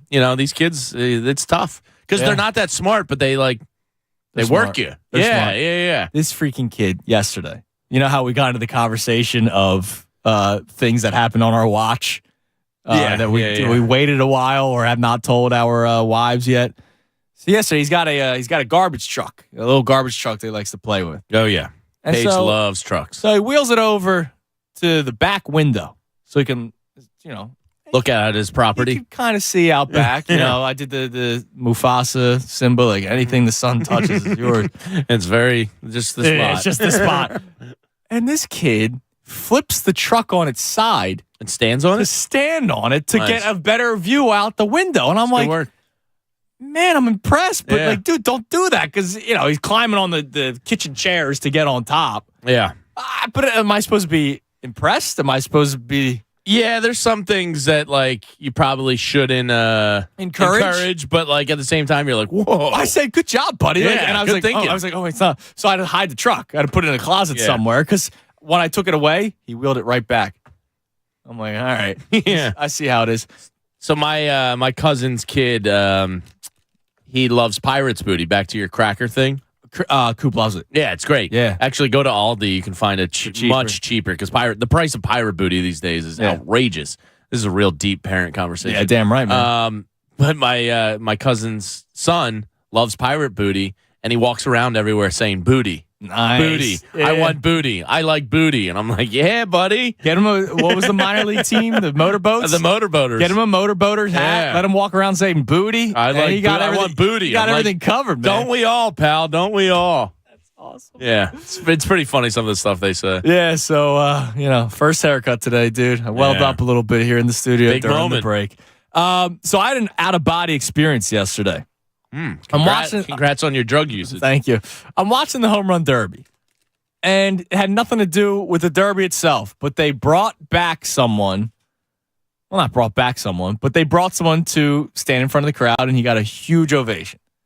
And it was Marshawn Lynch. Seattle Seahawks. They're playing in Seattle. It's my cousin Marshawn. It's your cousin Marshawn. I love the beast mode. So he walks out in the field. He gets a huge ovation. Get your chicken right. And, dude, I had an out-of-body experience. I immediately went to my junior year apartment, which is right near Maxie's, which we'll be at later on today. Is there anybody on Temple campus? Should we invite them over for a beer? Sure, why not? Summer session going on there? SoCo shot, Lion's Head, to the SoCo $5 special. Oh, Come on, SoCo man. is one of those ones that Yeah, but that's what you got. I got goosebumps. Oh, by the way, that's a topic later on the show, so we'll get into that. SoCo. That was me with Yingling. I don't drink Yingling. So I'm watching it, and I immediately think back to my junior year. I'm in my apartment, like two losers. We have a couch, but we're sitting on the floor watching the game. Me and my roommate, Kyle, and may or may not have had something on Seattle, I'm sure you did. And they throw the football. So I worked this Super Bowl. Okay. I was in the trucks for NBC. Okay. And so in the trucks, there's probably, I don't know, each truck. The one I was in probably had about 17, 18 people. And it's a high intensity, like, oh my God, pressure cooker because everything is on the, you're firing. And I sat next to the instant replay producer. Oh. And part of my job was like, he's working basically 8 screens, like here, and like if I notice he not see something, I might occasionally be like, hey, camera 4. Yeah, so like that play happened, and everybody was just kind of like, why didn't you run the ball with Marshawn? Like it was immediate reaction from everybody. You had plenty of time. Yeah, like it wasn't. This was the final play of the game. There was time. Everybody was like, why did you do that? On the goal line. On the goal line with one of the most powerful running backs in the NFL. And not only that, you throw a slant. Yeah. On the goal line. And apparently it's clogged. I've read the story about this before. Belichick saw something in tape or practice that he recognized. That he stole. Probably. Yeah. and it ended up being perfect that Butler could jump the route but it's still one of the all-time bonehead big game decisions ever. And if you're not going to hand it off, at least, PA boot. You got Russell Wilson. Yeah. Anything but throw there. Like, your chances of a turnover. Even if he does throw, at least you have 2 receivers. You got one on the goal line, one in the back corner of the end zone. Throwing into traffic, I guess. They're right in the middle of the field. Yeah, it was unbelievable. And so I had that out-of-body experience seeing Marshawn Lynch yesterday, and it's probably because we're going to Maxie's today, so I'm thinking of like Temple. It's like Temple's on my mind, right? And I'm thinking about my crappy apartment where there are mice everywhere. Oh yeah. The girl that lived beneath us was an art student that would go to bed at like 8:30 at night because she wanted to get up and paint the sunrises every day. And dedication. And meanwhile, there's 2 knucklehead drunks above her yelling, "I'm stopping my playing Madden at 1 in the end, yelling at Pete Carroll, playing SmackDown, playing NBA Street. We were playing it all, and so we would, she would come up. I'm like, well, I'm sorry. Like, what do you expect? Yeah, like, it's the Super Bowl. It's college. Like, that. Don't go to bed yet, weirdo. So I had that out-of-body experience, and it made me think of moments in sports that I still can't believe happened, whether it was a play or a decision. I still can't believe, speaking of Malcolm Butler, that Belichick didn't play him. Yeah, unbelievable. In Super Bowl 52. Yeah, what was he thinking? Might have been the difference in the game. It could have been. Yeah. Nick Foles throws for 400 plus yards. So you're talking about places you're instantly transported back to, kind of like you can picture it perfectly. Yeah, not only that, but you could just sit there and be like, man, what was that guy doing? So there's 3 that come to mind. Okay. For me, and that was number 1 was the 1993 NCAA Final Four championship game. I was there in New Orleans with my dad and Uncle Pat. And I'll never forget watching the timeout happen in real time. That's awesome that you were there. And he's down in the corner. And to Chris Webber's defense, there was some guys on Michigan's bench going, call a T. So I think he got mixed signaling and was just kind of in a pressure situation and buckled. But then, walking out and seeing Michigan fans getting tormented. Like, people were running up to him on Bourbon Street going, time out, time out. That's awesome. So, like, that's like one where I can be like transported back to in my mind's eye. But it's also a moment where you're going, what were you doing? What were you doing? Well, probably all of these are, and that's probably why they. Yeah, like I can transport myself to my basement with my dad when the Phillies won the World Series, right? But I'm trying to think of like, where I'm sitting there going, oh my God, what? Like 93, I went, you can't go to Wild Thing again. Wow. Was it Robert Person that was in? No, Robert Person wasn't until later. Who am I thinking of? I'll pull it up. But whoever it was dealing. And I remember it because I was 12 in 93. So, like, this is like your formative, like, you know. That's me, 07 through 11. Had a card of everybody, and, like, you knew. And it was just like, what? This guy's dealing. Why are you taking him out? That's another one.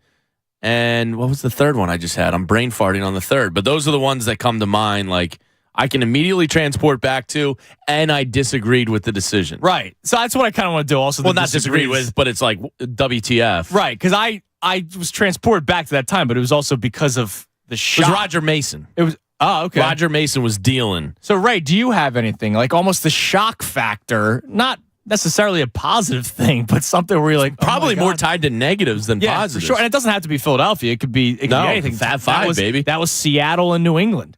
For Philadelphia, I remember, I guess Temple's on the brain for me as well, thinking about the playoffs following the Super Bowl for the Eagles, where they're driving down the field against the Saints. And I remember one of my buddies is like, don't call the play, let it run down. I think they were going on a 2-minute warning where they were like, oh, just, reset yourself here. Yeah. No need to try and make something happen. And one of the people that was in my living room got up and walked to go to the bathroom because that was the expectation. I guess they listened to that person. They were like, oh, that person's right about that. I should just get out of here. Oh, really? Yes. And we watched the person walk away, turn back. They had called the play, and we see, it feels like it happened in slow motion. Mm-hmm. I can feel like I could see Alshon Jeffrey dropping that ball every time. And I just remember the one person in my room. He, played high school football. He had the whole. I live with one of those guys. I know the game. Was he an Al Bundy violator? Back in my day, City championship, 4 touchdowns. He didn't hit that, but he was. What are you doing? How can you call that right? Like up, angry, and I'm just sitting there. And I remember there was a spare dog mask from the year before. I still have mine. Yeah, I just kind of put it on, and I hid in there for the next maybe like 15 minutes. Wow. That's amazing. Yeah, it's amazing like how clear these memories are in my mind when I go back to them. Like, because I'm an idiot and like I don't remember a lot of stuff. Dude, I can't remember my wife's aunt's names. Yeah, like my wife's birthday every year. I'm like, is it the 26th or the 28th? Hey, you forgot. You almost forgot. Been with her almost 2 decades. Day on the air. Sir Lamacon checks in. Sure. The Zidane headbutt in the 2006 World Cup. Yeah, that was wild. Awesome. Yeah. Wow, soccer's cool, man. With the headbutt there. Now, Brennan Gunn's in the back today. I don't remember this. I remember the Iron Bowl kick 6. I don't remember the Nick Saban challenge to put 1 second back on the clock. I forgot that detail, but yes. And so you're kicking off. Yeah, that was wild. Why would you do that? Hope that they make a mistake? I guess it's just a kickoff. You think it's a 99.9%. No, but why would you challenge for the 1 second? You're hoping that Auburn fumbles? They were looking for the field goal. Remember, it was the field goal they were kicking that they returned. Oh, okay. Yeah. It was a field goal. They're going for the field goal. They think, hey. That's right. Because Alabama kickers have had so much success over the years that you should trust them to do that. Yeah, that's right. That's an amazing part of it that he challenged to get 1 second left back on the clock. And that bites him in the ass. So if you have one, whether you want to jump in on Twitter or on our YouTube feed or give us a call at 610-632-0975, we'll get some good answers. You'll get a pair of FanFest tickets, which is coming Saturday, August 26th from 11 to 5 at Xfinity Live, presented by FanDuel Sportsbook. More ways to win. But yeah, it was weird, like seeing him there, and I'll always associate Marshawn Lynch with that terrible play call by Pete I think Carroll. most people do. Why didn't you give it to Marshawn? And he had beast mode. He had all those incredible moments. And it's the first thing I think of Marshawn is the dumb play call. Yeah, I mean, just eliminate as many errors as possible in that situation and just go right up the gut with quarterback sneaking. Like Nick Sirianni's probably Jalen Hurts sneaking that. Yes, not even thinking twice about it. Yeah, because it's just It always worked. Why wouldn't you the do tush it? push that the NFL hates. It would always work, so I don't understand why you would have done it. You wonder if Pete Carroll like wakes up in cold sweats sometimes, like thinking about that. Like, why didn't I give it to beast mode? Probably. I would think. You should. I lost $50 on a SEPTA regional rail line like 2 years ago, and I still think about it sometimes. Think about it? Yeah. Where were you going? What happened? I was Skyler's first train ride. We just went up to Lansdale. And you lost 50. Yeah, and I still think about it. So I can't imagine if I'm Pete Carroll. I'm probably getting... Oh, the other one I was thinking of. Mind's eye, clear as day. Ryan Howard's Achilles tear. Oh, yeah. I was on the third base line in the standing room right there because, I would use the credential. Just go stand. Mm-hmm. And like the quiet that fell over the stadium, him reaching down and grabbing his leg. Oh, yeah. That wasn't like a what are you doing moment, but it's like a clear memory. My what are you doing? It's also Ryan Howard. And I love Ryan Howard, so this is not he strikes out too much. When he goes down looking to end the NLCS against the Giants. I know exactly where I was for that, too. I was in my parents' bed watching the game because my dad was away for business. And my mom's like, can you watch the game upstairs? And I was like, yeah, sure. And I threw the remote and put a hole in the wall. And it's the only time I've ever done that. Well, like at my parents' Did it stick in the wall? That would have been pretty cool. It hit and dropped, but there was a nice little chunk of the wall. The wallpaper got scratched. My parents were big wallpaper people. Oh, yeah. Wallpaper's kind of died a little bit. And I think that's for the better. Yeah, that's gone. It's a pain in the ass. I got in trouble for that one. I would imagine so. And so I remember getting yelled at, and also the Phillies just lost the NLCS, and Ryan Howard didn't swing, and that bothered me. I can't remember. Was it a strike? Yeah. Or was it a questionable? I think it was a Brian Wilson slider down the pipe. But it was okay. It was okay. Right.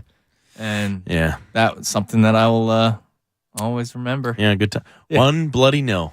That's another one. Cody Ross. That's stinking. Oh, dude, Jonathan gives a great one, non-Philadelphia, where you're doing the what are you doing? I don't really remember where I was. I'll be completely honest. But Jonathan says when J.R. Smith forgot the score. And there's LeBron with the arms out. Yeah. Literally yelling at him, what are you doing? J.R. Smith grabs the rebound and just dribbles out the clock. I was a massive JR guy too, so that one stung for me. How are you a massive J.R. Smith guy? Because trying to get the pipe. He is kind of fun. He was a lot of fun. What do you mean? How are you a big J.R. Smith I did like guy? Swaggy P, I'll be honest. Yeah, Nick sorry. Young was a lot of fun. You get those guys that are like, supremely talented, but just kind of like knuckleheads. Yeah. Go watch a compilation of J.R. Smith highlights. Yeah, and tell me that when he was with the fun. Knicks. Also, him and Melo. His first name's Earl. That's awesome. That's kind of cool. That's a pretty cool. Earl Smith grows up and becomes one of the coolest guys in the NBA. JR, man.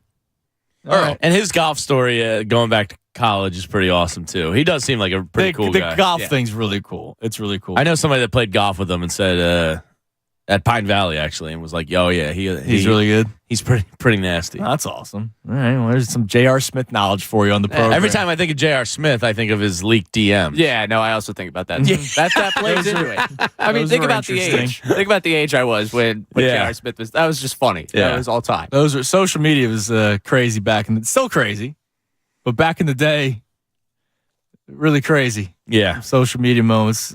I'm not even going to say so. All right, 610-632-0975 is the number to climb in. Coming up next, we have some audio for you that we want to play. And it's an old buddy of ours, Zach Gelb, who used to work at the station. He spoke with one of those 40 whiners. I got him. And I can't wait to play it, to rip this guy some more. And to talk about the Eagles, and because there really isn't anything to talk about when it comes to the Eagles, but this is an excuse to talk about the Eagles, and it's also an excuse to talk about villains in Philadelphia sports. We'll get into that coming up next, right here on 97.5 The Fanatic. If you need a new roof, don't mess around with any old contractor. Just invest in the best, all right? For you.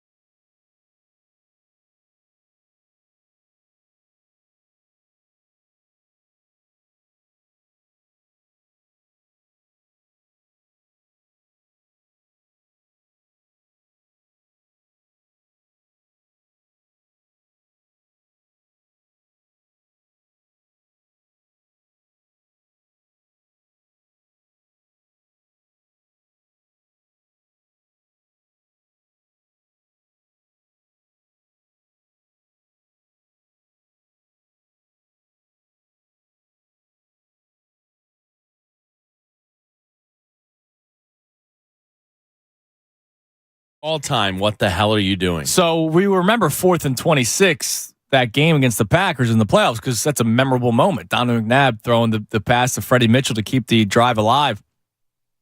But the Brett Favre interception on first down. Yeah. It wasn't a third down. Well, a pick is as good as a punt. Knowing how corrupt Favre is now, do you think he had money on the birds? Wow, that's a good point. Yeah. Maybe. Yeah, if he... So when Fred X caught the ball, he gave a little... Yeah. Good job, Freddie. Like, if he's willing to steal from the poorest of Mississippi, That's a good point. Well, yeah. What's stopping him from throwing an NFL game? But that was Heard it here first. That was such a weird moment. It was really weird because he literally threw it off his back foot. He wasn't getting... He was at the stage in his career where he didn't want to get hit anymore. I guess, yeah. And he just kind of chucked it up. And you were like, what are you doing? Brian Dawkins literally sat under it. Yeah. For what felt like 6 seconds. Yeah. With nobody around him. He was catching it was like a fair catch. Yeah. Yeah. It was amazing. It was very weird. It just came right to him. But, that's the beauty of sports is sometimes you just question right away what the hell somebody's doing. So Eagles-wise, speaking of the Eagles and, the 4th and 26, good little transition there, Jamie. Oh, thank you. You're welcome. Deebo Samuel, not back at it. Kind of backtracking now, it seems like. This guy was so chesty about when the Eagles won the NFC Championship game, had Brock Purdy not gotten hurt. I love that Brock Purdy was the answer. Yeah. If Brock Purdy didn't get hurt, the Niners would have won. Just look at our team. Niners are a better team. Blah, blah, blah, blah, blah. And then when the schedule comes out and they're playing Week 13, I can't look at Week 13. Kyle Shanahan was all saying stuff about Week 13. Just weird energy coming from San Francisco. I get being confident, but there's also being delusional, and that's what they have been still to this day. Yeah, thinking that Brock Purdy is going to be the difference that, look, the Eagles were legit. They were very good. And I think the 49ers, they're a good team. Very good team. But you had Brock Purdy. The Eagles. Come on. Nobody's scared and shaking in their boots and at Brock Purdy. Hurt Brock Purdy hitting him because the Eagles led the league in sacks. Legally and fairly. Yeah. So, whatever. But our old friend Zach Gelb, who used to work here at the station, had Deebo on. And it's awesome because you hear the PR person get involved too. I think her name's Ashley. I listened to the cut last night. And so... And he's like, Ashley. Oh, here is the audio of Deebo Samuel being asked about his comments in the past regarding the Eagles. Deebo Samuel here with us. Well, something that is your call. I saw what you said about the Eagles back at the Super Bowl at Sirius, where if Brock Purdy didn't get hurt, you guys would have won that game by double digits. Why would that have been the case? I don't know that, though. So do you not still believe that? I mean, I do, but we're not going to keep talking about it. I said what I said. Gotcha. So then what happens this year when you play Philly on December 3rd? I don't know. Just wait till, week 13, 12, whatever we get in. Well, then you know how that's going to go down. You're going into Philadelphia. Those fans are going to be booing you loud. You have a message for I'm done Eagles here. fans? Hey, guys. Yeah? All right, we're good to go. What do you mean? We have Deebo on right now. Yeah, I know, but we're going to head into camp right now. Are you serious? Okay. Thank you. There you go. Bye. Deebo Samuel right there. Doesn't want to answer a few questions. So we're good to go. Thanks. Bye. Pull you behind the curtain. Jamie, you've done this before where yes, you have a guest on and you don't speak. Deebo's not picking up and calling Zach. Right. You're speaking with the PR person. Yes. And they're saying, all right, Deebo's good to go. Yes. And they patch him in. So she was probably panicking. So that's probably why she said Deebo's good to go. She probably was just like, what do I say? Yeah, here? she was probably like, what just happened? But that's so weak of Deebo Samuel. Yeah, you said it, man. Back it up. And it's not like it was just then. He continued to say it. A bunch of them said Brandon stuff. Ayuk has said it. Kyle, the head coach, when the schedule came out, Kyle Shanahan was like, well, I'm glad it's later on in the season because we'll have our team together, blah, blah, blah. And now all of a sudden, what? Now that it's time for camp, you're going to, put that aside? No, we got to focus on the year and forget the past. Like, dude. That was kind of an organizational loser that was coming out of you. Deebo was at the forefront of it. Yeah. It wasn't just serious. He jumped on a couple of things. He was on Twitter getting chesty about the Eagles. And so it's just so weak. And I hear that and I go, he's becoming, whether you want to use hate the face, right? Anthony's term, or if you just want to go, current sports villain for Philadelphia sports, he's one of them. He's become, but I love his game. I do like watching him play football. But I'm really looking forward to Week 13 this year. No, but he's become a villain just because you love his game. Well, the whole team has. I love Damian Lillard's game. Damian Lillard, with everything going on and his anti-anywhere but Miami stuff that he's got going on, Damian Lillard is becoming and will become, the second that trade happens, a villain for me. And a root against. And every time the Sixers play the Blazers or the Heat, I will be booing from my house, or if I'm lucky enough to be at the game. To me, this year, the 49ers game is the bigger game than the Cowboys game, the Giants game, any division game. Unless are the Chiefs, is that a rematch happening this year? That's a rematch, yeah. Bigger than the Chiefs game? Bigger than Chiefs, yes. Bigger than Cowboys and Giants, for sure. I want to smack that team right across their dumb faces. Yeah, I think I agree with you. And shove those words so far down their throat, they never cry again. But they'll have another loss. Excuse. Good. Well, then they'll be Jimmy Garoppolo used to be our quarterback. Yeah, like, okay. Oh, Jimmy G. If we had Montana, we would have won. Yeah, screw them. I love when you get new enemies in sports, and the 49ers definitely are. The 49ers have become an absolute enemy because here's the thing. Rivalries are kind of back, because the Mets, even though the Mets aren't good on paper, they're really good.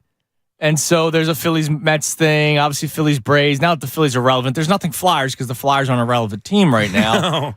Sixers-Celtics is back. For sure.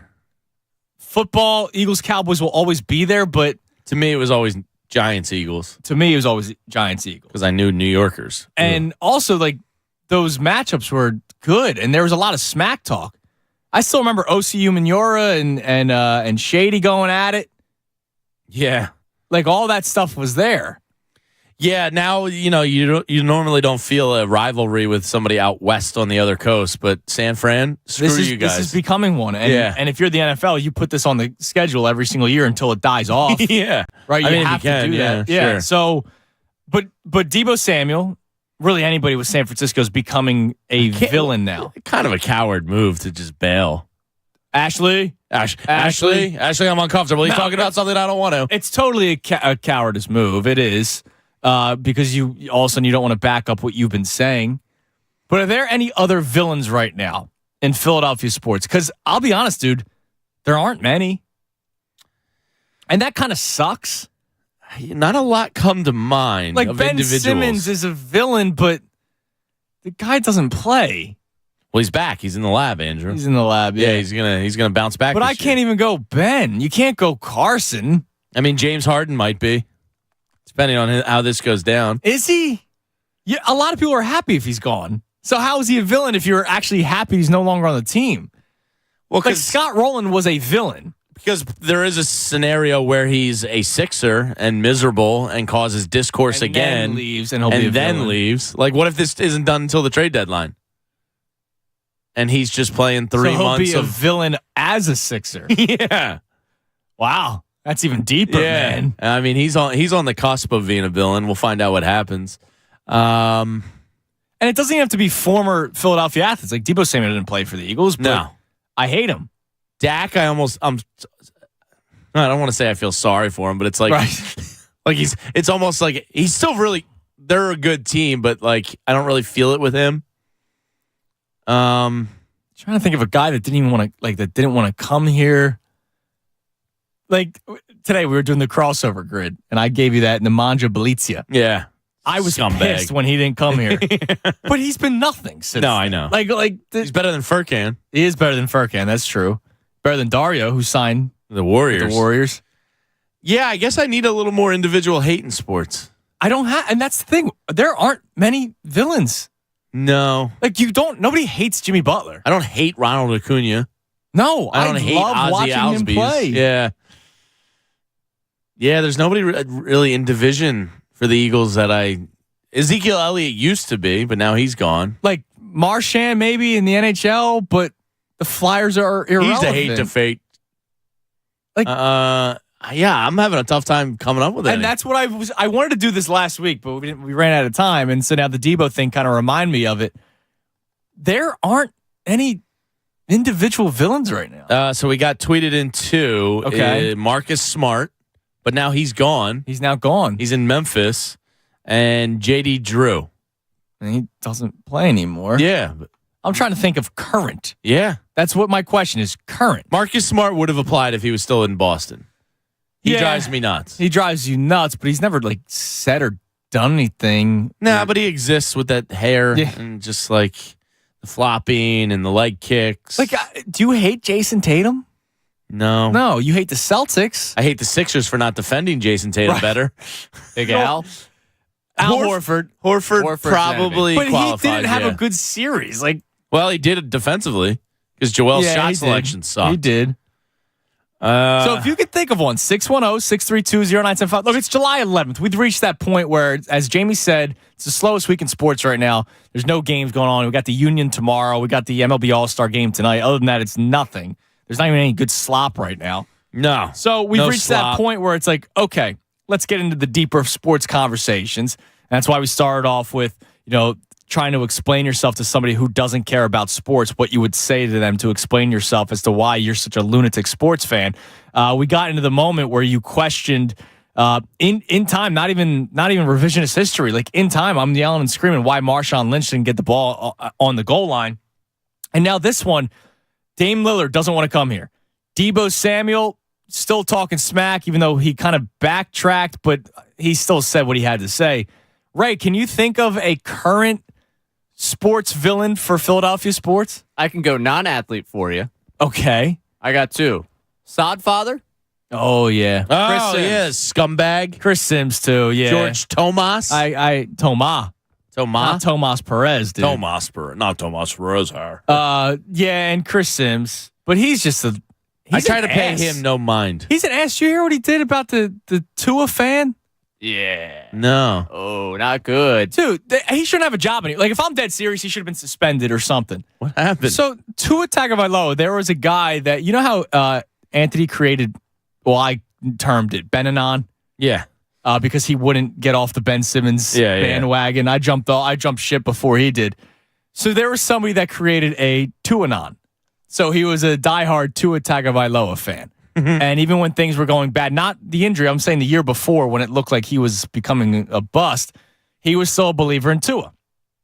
And so Chris Sims had similar thoughts on Tua Tagovailoa that he did Jalen Hurts. He did not think highly of Tua. And so this guy would just always troll him on Twitter. The guy perished in a car accident. And Tua donated money to the GoFundMe I did account. see that part of the account. Yeah. And Chris Sims ripped Tua for giving money to somebody who might not necessarily be a nice guy. What? Because he was bothered by the guy trolling him. Psycho. So he was upset that Tua donated to the family of a super fan who passed away in a motor accident, and Chris Sims ripped Tua for it. That's really weird. Why? Just sit that one out. That's how wet his diaper was. Jeez. Or still is. Oh. Matt tweets in a great one, who I hate, but he's not a player. He's a coach. Jonathan Gannon. Oh, for sure. Everything. Enemy of the state. Everything. He's doing interviews on the side during the Super Bowl. They should have won. Maybe if your defense didn't suck. Yeah. And Michael Johanning says, Matt Olson. He's gigantic and he hits bombs. But is he an enemy? Is he a villain? I like his game. But he's like Matt Olson. He doesn't scream villain to me. No, he looks like he's probably perfectly nice. Yeah. Kind of upset with Danny Ainge this week. Yeah, he poison-pilled Darryl. And, when I think about the outmaneuvering that Celtics were able to do with the Sixers, though he doesn't scream right in your face villain, not a big fan of the guy. Danny Ainge is always a rat. Yeah. Yeah. And wasn't he drafted by 4 sports leagues too? So it's just even more reason to hate him. Yeah, get over yourself. Yeah. Choose the max. After that, it's just showing off. By the way, we'll get to Taste Cake Dom in a second. Dave Winfield at 5. I did not realize this. Congratulations on the success of Immaculate Grid. Baseball Reference just purchased them. Really? That's awesome. That means the Immaculate Grid is Philly. Yeah. It's a Philly-based That's thing. right. Now. How about it? We own the grid. Yeah. That's really cool. That is cool. Something that you just create. I wonder now. what the price tag was. I don't know how much money Baseball Reference has. It's one thing. I bet more than you think. Probably, but it's one thing for the New York Times to purchase Wordle. Yeah, it's not that level, but those sports reference sites. Look at how many times I've been to it. Now, granted, we're doing a job, but I've been on it 6 times today. Anytime I look for a player, I go to baseballreference.com. I'm not going to ESPN or Yahoo or anything else. Yeah, that's true. So, it's the main stats database of the internet for sports. That's a good point. It's probably a lot of traffic. The FanDuel video is popping up every time. Oh, yeah, that's right. There's a partnership there. Yeah. One name in the NBA that you could consider a villain if it continues. Sam Lees checks in with Nick Claxton. Remember, he was body checking Embiid. He's the one that brought Embiid down. Yeah. And Embiid got hurt. And he was very chesty, Nick Claxton. Now, part of that is a lower-seeded team trying to... Yeah, he was just following his coach's orders. He's not there for me yet. That's why I said if it continues. Yeah. If he continues to be this, jerk on the court, maybe. Let's go to the Tasty Cake Dom. What's up, Dom? Andrew. Hey, James. Hey, how you Ray. doing? Great. Love the show today. Very interesting. Andrew, you did a playback on my What the Heck Were You Thinking? The Black Friday game. Oh, yeah. James, you know about that? The Black Friday game? Greg Lazinski, left field. Guy named Jerry Martin, James. Ozark replaced him in the 9th inning all through the season without fail. Whenever he put the closer in, he replaced. If the Phillies had the lead in the 9th, the Bull was not playing. Except in a playoff game, he leaves him in because the Bull wants to be on the field when they win a game, and a guy hits the ball over his head, and the Phillies lose. And if the play would have been made, is what you're saying, if they Jerry did Martin was a the replacement. specialist. Yeah, Jerry Martin would have been waiting for it. Yeah, that's a tough one, especially when you do it all season long, and then all of a sudden, that's like if it's the bottom of the 9th, Phils are up 1, and Topper keeps Kyle Schwarber out in left field.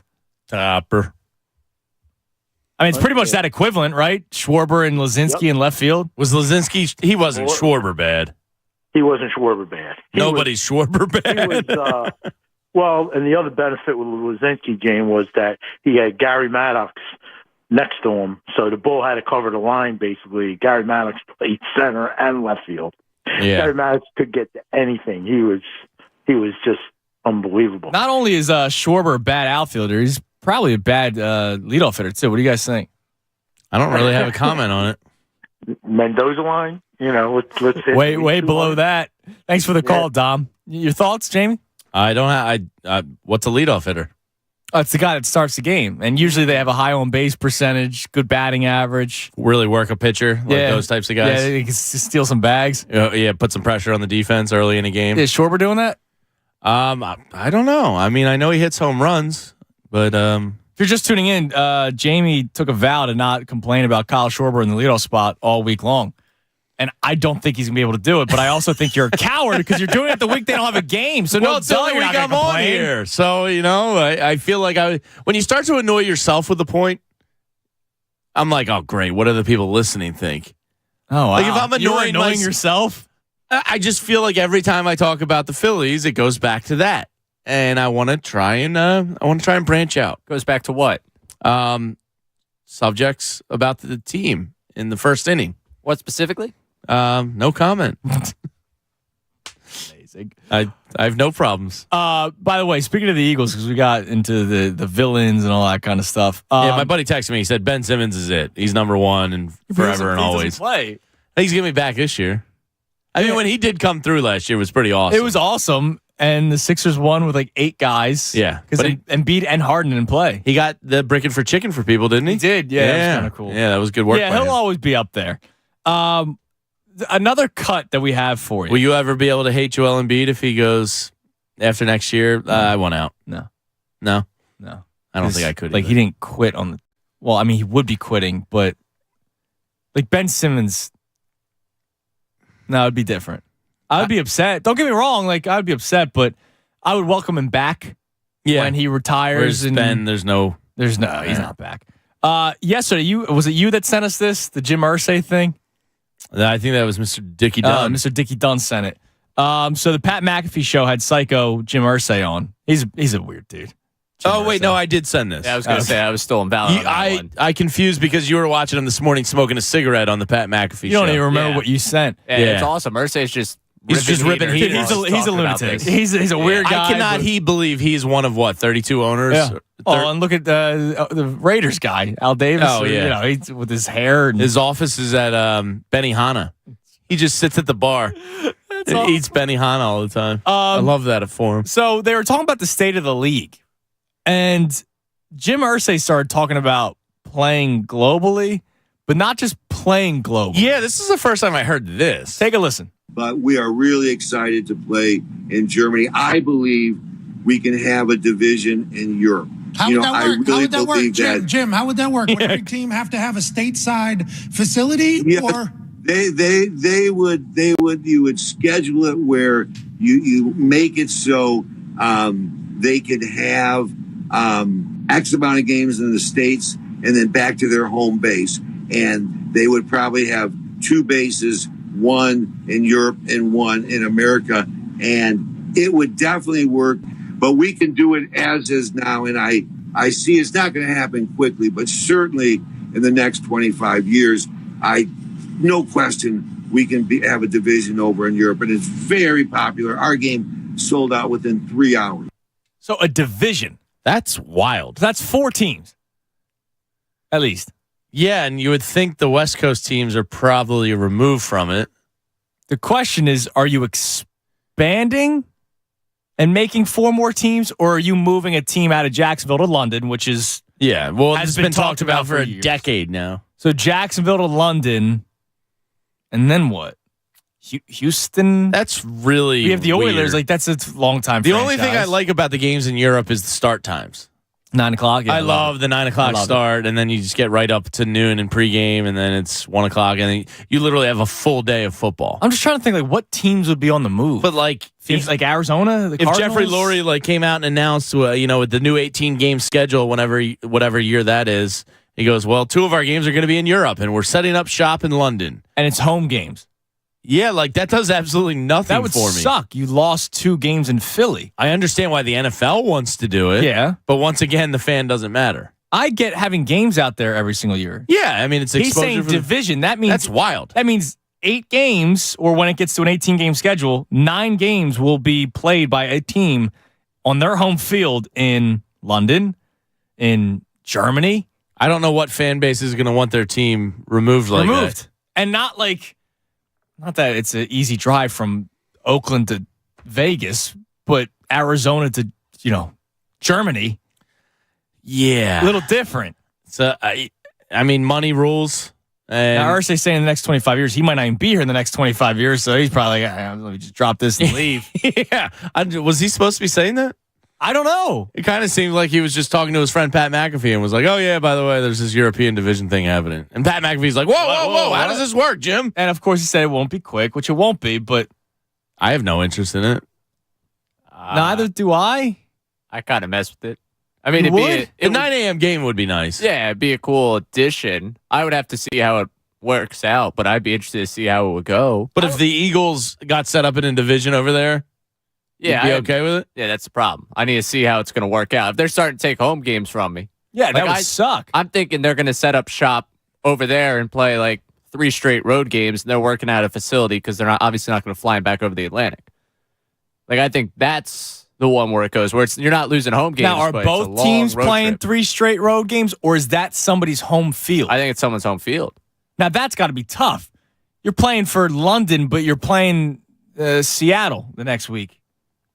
Hey, listen, I'm not the schedule master here. I'm just telling you that I would be interested to see how they make it work. I would like to know how you would feel about it if there was a team that was full-time, not in the United States. And look, we've been talking about Jacksonville for a long time now, so it is a possibility. But to have an entire division, I don't know how you make that work. So we'd love to talk to you about it, 610-632-0975. I also have a hypothetical trade regarding the Phillies. All right. That John Stallness put out So there. what, we have basically 3 weeks to the MLB trade deadline? Yep. And John Stallness, who does stuff for the Good Fight, he put out a August interesting 1st. trade idea. Does it involve a power hitting left fielder? We'll get into it. Because that's the only thing I have interest in. 610-632-0975. We'll also get into some individual expectations for the second half when it comes to the Phillies. He's Jamie Lynch. I'm Andrew Salchunas. We're filling in for the Cuz right here, 97.5 The Fanatic.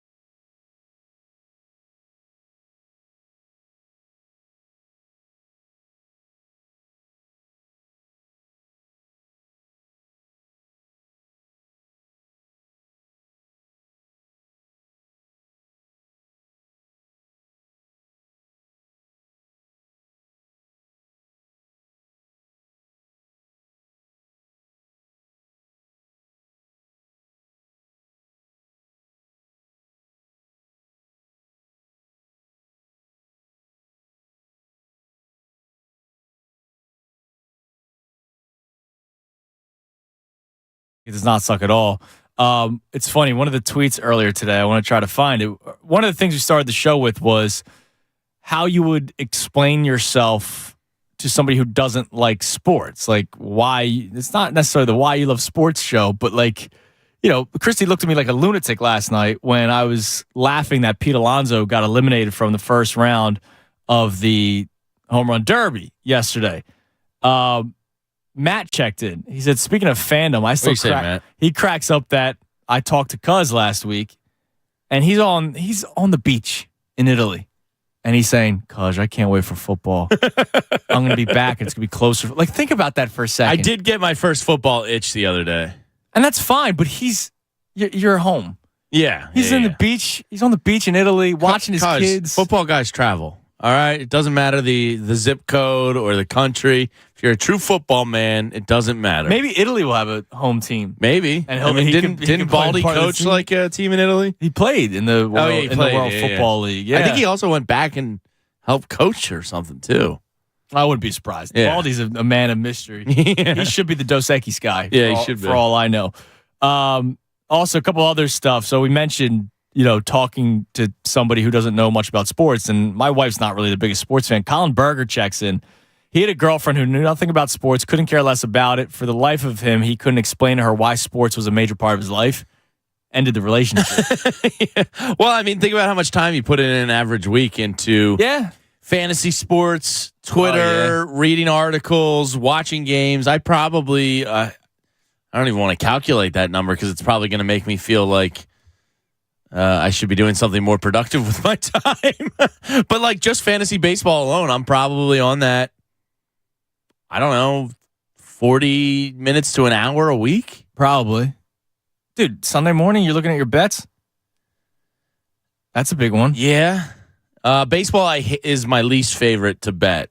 Yes. Because I always think the money lines are too expensive and the run lines are too difficult. Yeah, and if you do an 8-leg parlay of all favorites, one team's going to lose. But yeah, if I told some of my buddies that aren't sports guys, like, I probably spend like 15 to 20 hours a week, like in just sports consumption, and not the 4 hours of radio. Yeah, forget my job. Yeah. Just watching stuff, reading stuff, doing fantasy sports, gambling. Yeah, it's probably like 15 to 20 hours a week. And they probably think you have a major problem. Yeah, they'd be like, dude, I'm happy. You need help. And I'm like, no, this is what I'd be doing. But one of the things, so that's all the stuff that we've had on the table. If you're just tuning in, it's been a fun show. It's just kind of everywhere because it's July 11th. There's nothing going on. We have the MLB All-Star Game Should we do a Mount Rushmore, man? Well, with the All-Star Game festivities, players speak. And Nick Castellanos spoke, and we're going to play the audio coming up in a little bit. He explained why the Phillies had a bit of a slow start to the season. And what I want to do after we play that is kind of evaluate the team. And what I want to do is who's the guy you think has a big second half? Who's the guy you think comes back down to earth a little bit? Who's the guy that kind of remains status quo? But before that, John Stolnis of The Good Fight threw something out there about an hour ago. Give me a power hitting left fielder. No. So Derek Gould covers the Cardinals for the St. Louis Dispatch, Post-Dispatch. All right, we're back to Goldschmidt. How about the other corner? Arenado.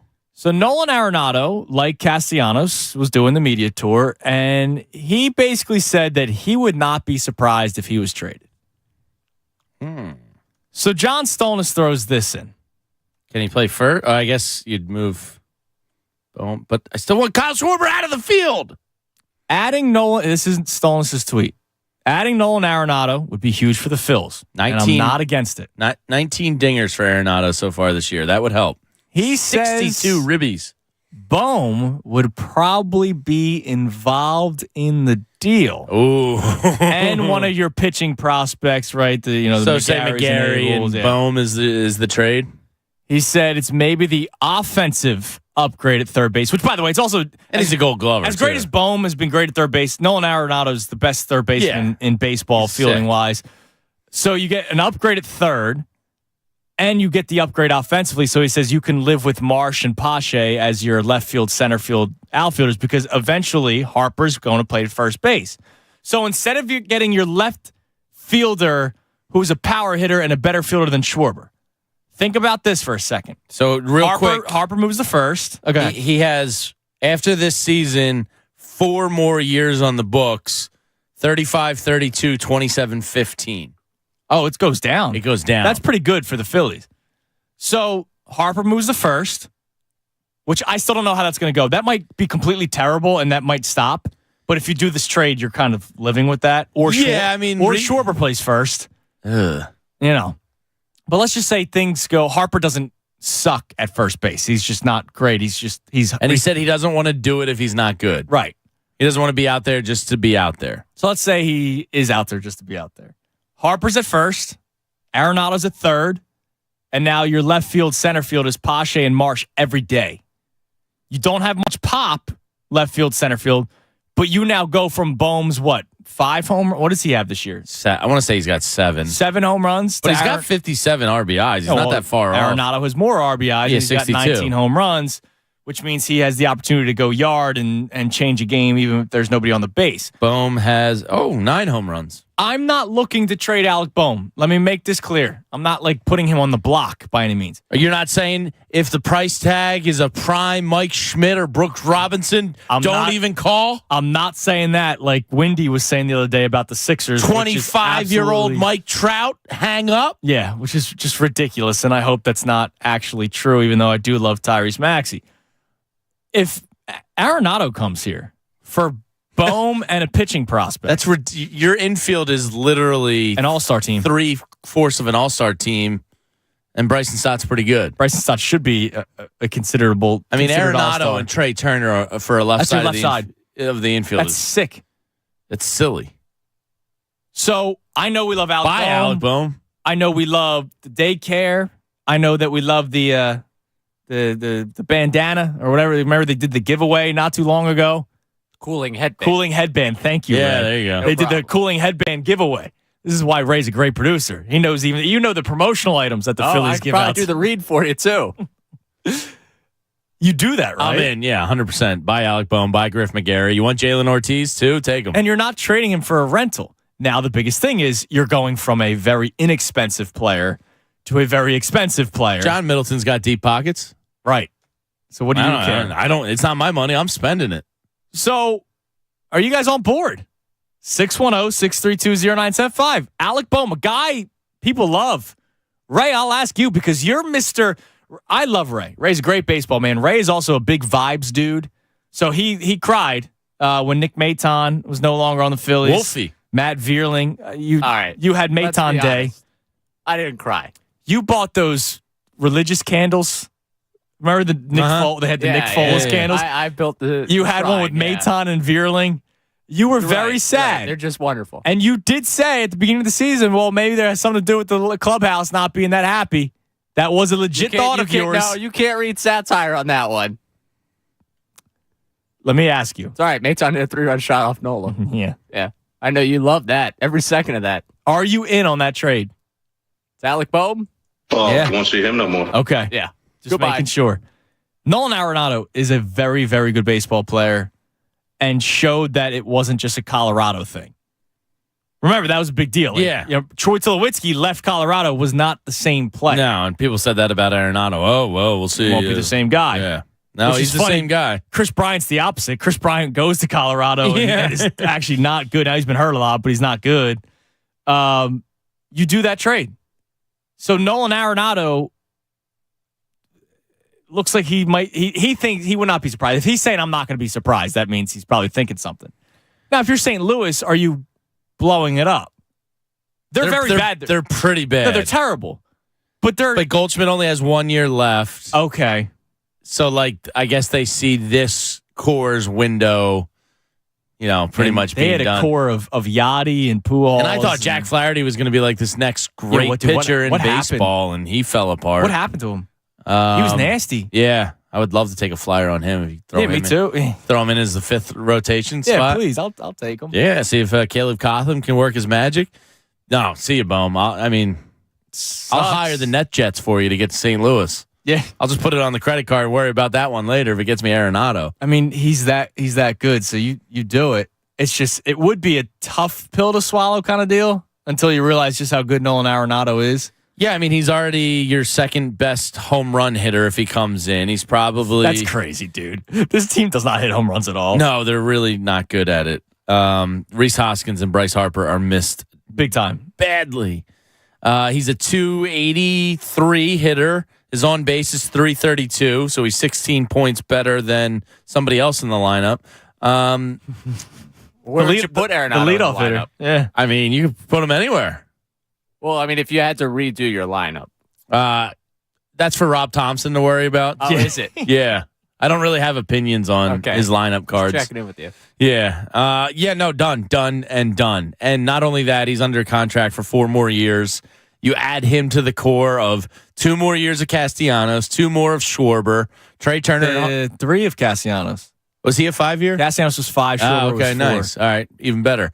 Bryce Harper and Trey Turner are here for life. JT. You got JT for a while. He was a 7-year contract, right? Yeah. So he's got 4 years Bryson, Marsh, and Pache, if he ends up being the left fielder in this scenario. He might not be. If he has a decent second half, he gets paid. And I don't know what his contract situation is. I don't either. But you're adding a great player to an already great core on paper.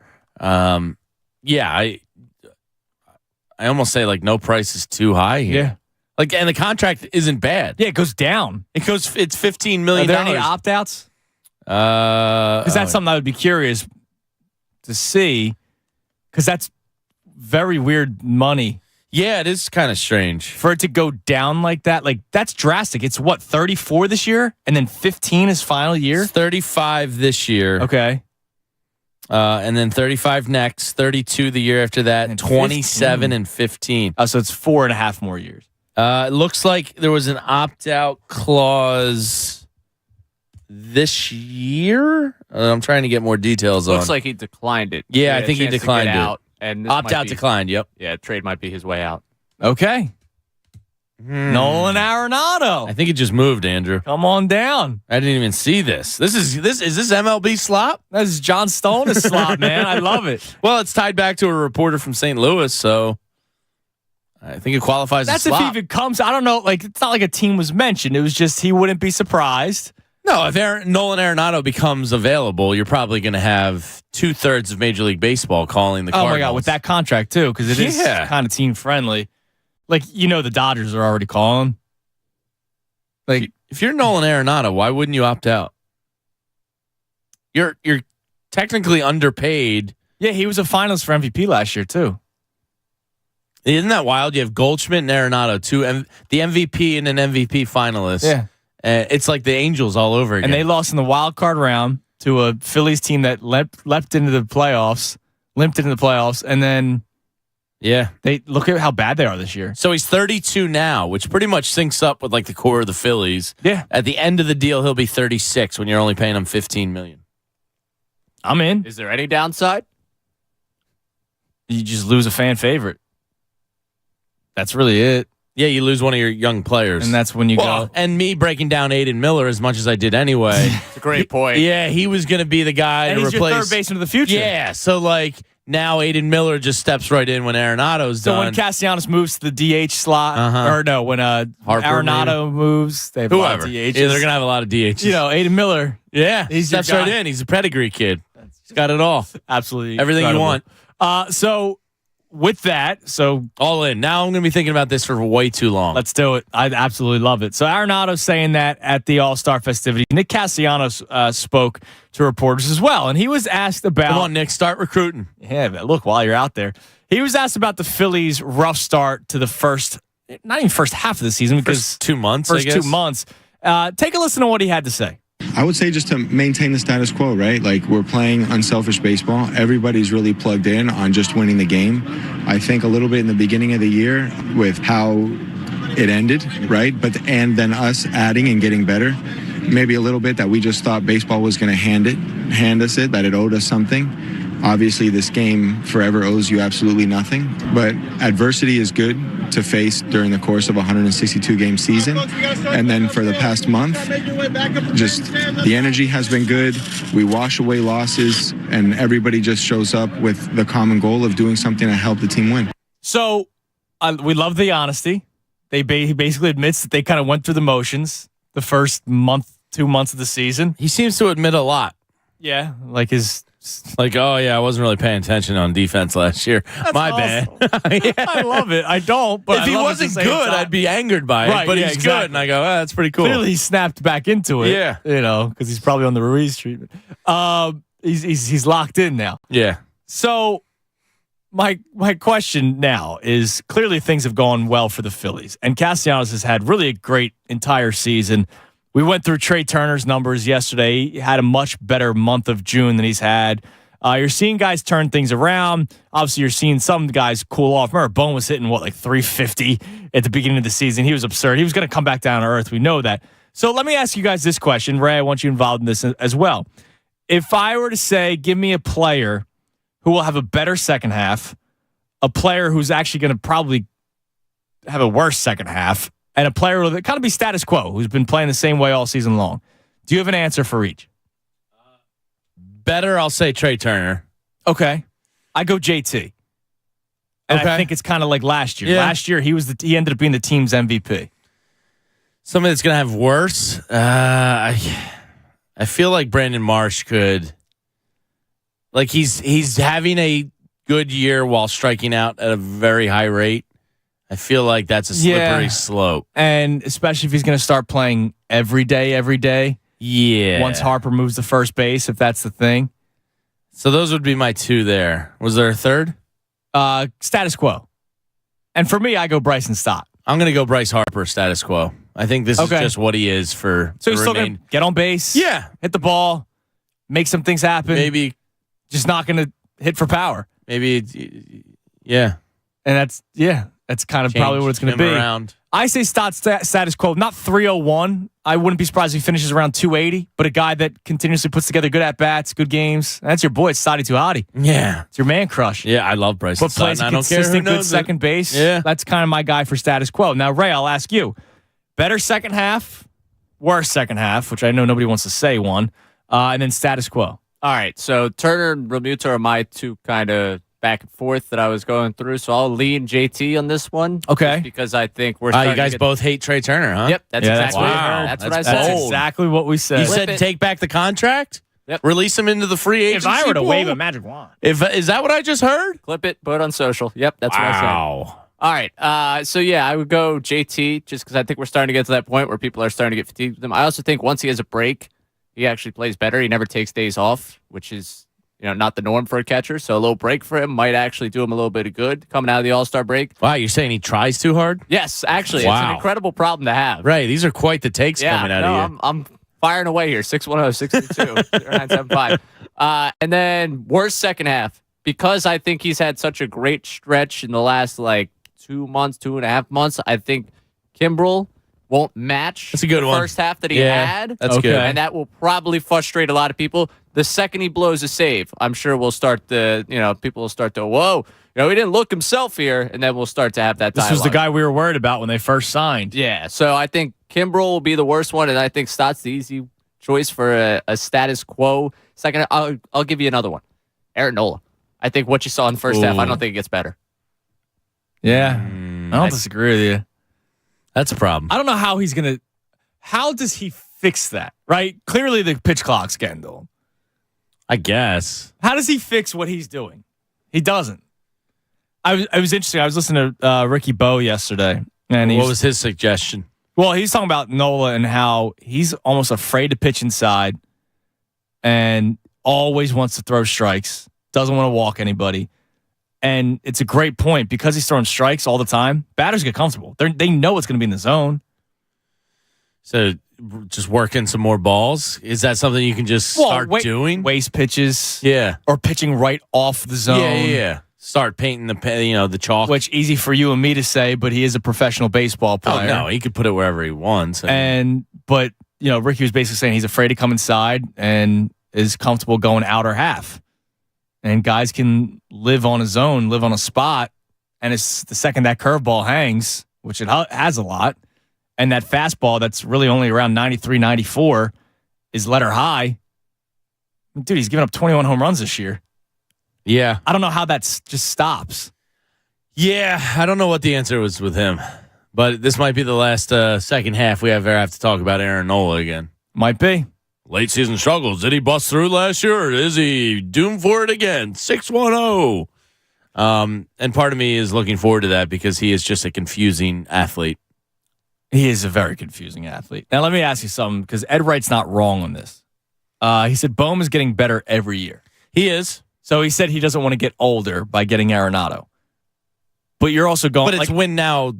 It's win now. Time. And I don't think Bohm's... Just wait. Power surge coming through. It's like the Vince Velasquez breakout season's coming soon. If he gets you 20s... 20, yeah. But 20's kind of like the bare minimum you can live with for a third baseman, I would say. But is he going to ever get to 20? I mean, he's at 9 now. I mean, so he's got a shot this year. All right. His most ever was last year with 13. So he's going to beat that. So his power's increasing. Is he going to be? I don't know. He'll beat 13. I would hope so. I bet he's an 18 to 19 guy. Okay. And that makes you feel a little bit better. A little bit better. Arenado's there now. Yeah. And I know it's not just about home runs, because look, Bohm's hitting 280. So, And he's producing runs, which is big, which right? is huge. But Castellanos, Schwarber, Arenado's Harper, 283, by the way. Who is Arenado? Yeah, so he has a better batting average too. Yeah, it's not really a question. No, I don't even hesitate. If the Cardinals called me and said, Alec Bohm, Griff McGarry, and take your pick of another, 5 through 15 prospect that you like, we'll take. That's not Johan Rojas, right? Yeah, sure, we can talk. Yeah, sounds good. And by talk, I mean deal's done. All right, coming up next, Jamie, Ray, and I are going out after the show. And we'll explain everything about where we're going. I'm going to go pretend to be a college kid all over again. I'm going to chug some Long Island iced teas, maybe drink a beer out of my shoe. Well, you're kind of setting up a little side topic that we have coming up for the rest of the show. I wanted to wait until 1 o'clock because that's You got a beer bong in your car? It's more appropriate drinking time than 10 o'clock. You got a beer bong in your trunk? Come on. One of you two does. Right, you just walked off campus. Yeah, you probably do. You got a beer bong I had to clear stashed? it out when I had to get to the spare tire. Oh, that's right. That's right. We're going to get into college drinking coming up next. And your good memories, bad memories, whatever you want to call it. We'll discuss more coming up next right here, 97.5 The Fanatic. Fanatic Sports.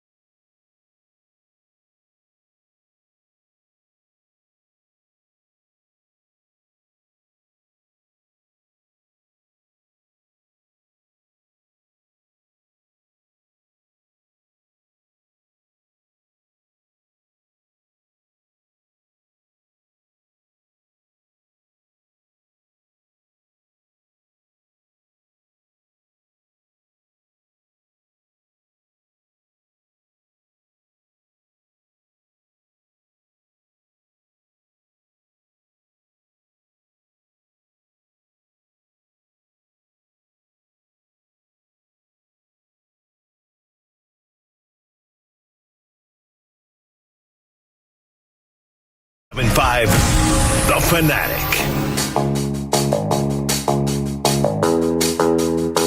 1250, 97.5 The Fanatic. Andrew Salchunas, Jamie Lynch filling in for the Cuz. We got Ray producing the show. We're like 2 hours from beers. Yeah, about so. On Temple's campus. You get to be a college kid all over again? Yeah, so Jamie, Ray, and I are going to Maxie's, which is the I've bar never been. right in the center of campus at many Temple. times. Which is, yeah, I've been there a lot.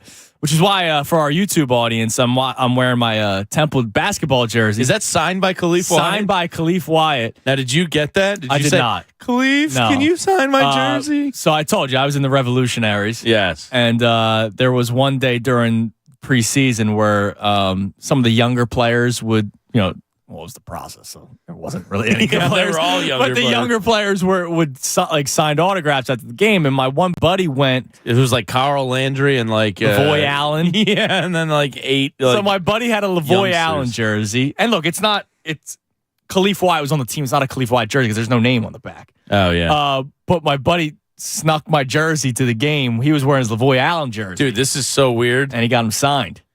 On my timeline right now, Temple men's basketball tweet just popped up. Yeah, about an hour ago. And says, "Welcome home, Khalif Wyatt. Player development. He will join the staff as director of player development." Maybe he'll see me. Maybe he'll autograph my jersey a Hey, second Khalif, time. we're going to be at Maxie's in like 2 hours if you want to come have a celebratory pop. So when was it? It was last week we were talking about different styles of pizza because Anthony's in Italy. And, Yes, and I went up to New Haven, which does the bar pizza, Yeah. which is like the bigger, cut differently, Yep.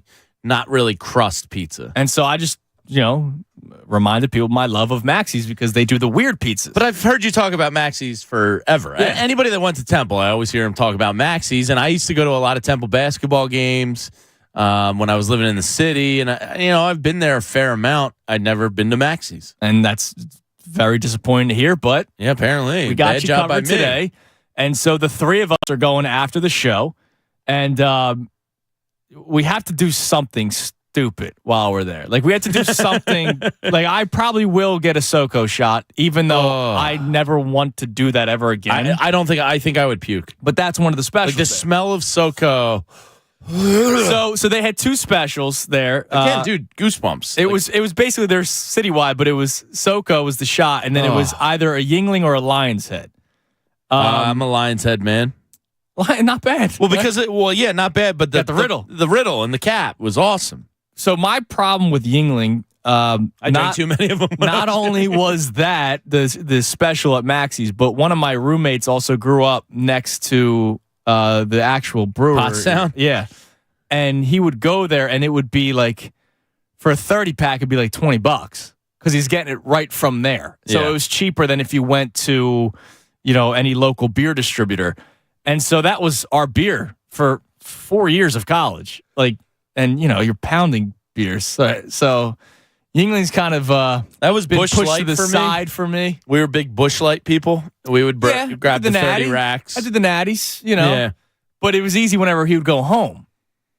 When he didn't go home, it was the natties and the Busch, Milwaukee's best. That was a big one. Beast. Ray, was there a go-to for you? There was the natty, and then we all got jobs. At least, we had part-time stuff we were doing. So we're like, we're going to graduate. We're going to go get the High Life. Yeah. Oh, yeah, Miller High Life, Miller big. High Life, The champagne of beers. Yeah. Yes. Now, I'm seeing a popular online trend now with Miller High Life. I've seen it twice now in the past 2 days. One actually from Temple alum Tim Heidecker. Okay. And the other was from a friend of mine. It's a Miller High Life, and you take a decent sip out of it so the neck of the bottle is clear. All right. And then you put a little Aperol in it and a little lemon juice. Is that right? So it's a Miller High Life spritz. And apparently Look at that everybody fancy he says is. quite delicious. So Okay. Tim Heidecker was with his dad, and he put up a video, and he's like, "Dad, we're going to try the High Life spritz." Why don't you have that at Maxie's today? I'll Ask try. for it. I'll do it. Do you think they have Aperol? What kind of establishment are we talking about here? I would bet College they bar, do. dude. I would think Aperol at should some be point there. they would have Okay. it. I'll Yeah. do a High You're Life. gonna give it a shot? Oh, hell They're yeah. famous for the $2 High Life. Oh, which okay. I hate to tell you, as inflation has hit. Yeah. It's now a $2.50 High Life. That's a Ooh. very I went big back. disappointment. This Well, past year, it was I judge 6%. inflation based on the Acme pre-made hoagies, and they used to be $5. $5. They were up to $7 I'm happy to report they're back down to 6. That's huge. So inflation, folks, we might be beating it. So on top of cheap alcohol and what we basically drank during college. So I'm doing a Miller High Life Spritz today. I also lived off freshman year. I stayed at the Edge, Ray, which during your time was not even dorms. It was just correct. It could be student housing, but it wasn't dorms. Fresh Grocer was right there in the corner, which I think is a partner. Is it Acme or ShopRite? It's whether they're ShopRite. I they're think owned by ShopRite. Yeah. So I would go get the hoagie on Sunday because they would do the end of the week special. Because those hoagies weren't made fresh all the time.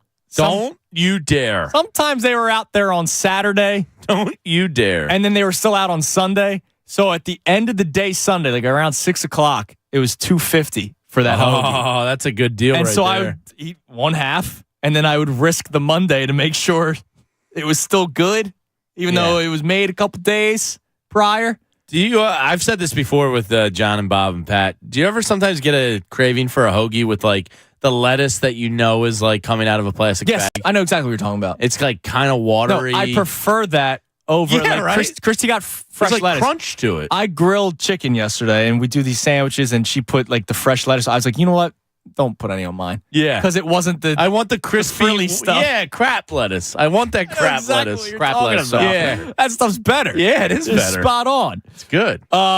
So we're doing that. We're going to the college bar after the show. So Can't wait. What I want you to I haven't do, been to a college bar in a long time. give us your story. Give us your story on the phones or on YouTube or on Twitter. But if you call in at 610-632-0975, obviously that's an easy way for us to give you some Fan Fest tickets. Give us the drink of choice from the college days. And probably the worst story with it. You don't have to get into the grimy details because obviously the worst story always leads to something. I have 3 things I absolutely cannot drink anymore. What are they? One of them is SoCo. Well, disgusting. Be ready for a couple I'm not hours. doing a SoCo yes, today. you are. No, I will run out. The other is a gin and tonic.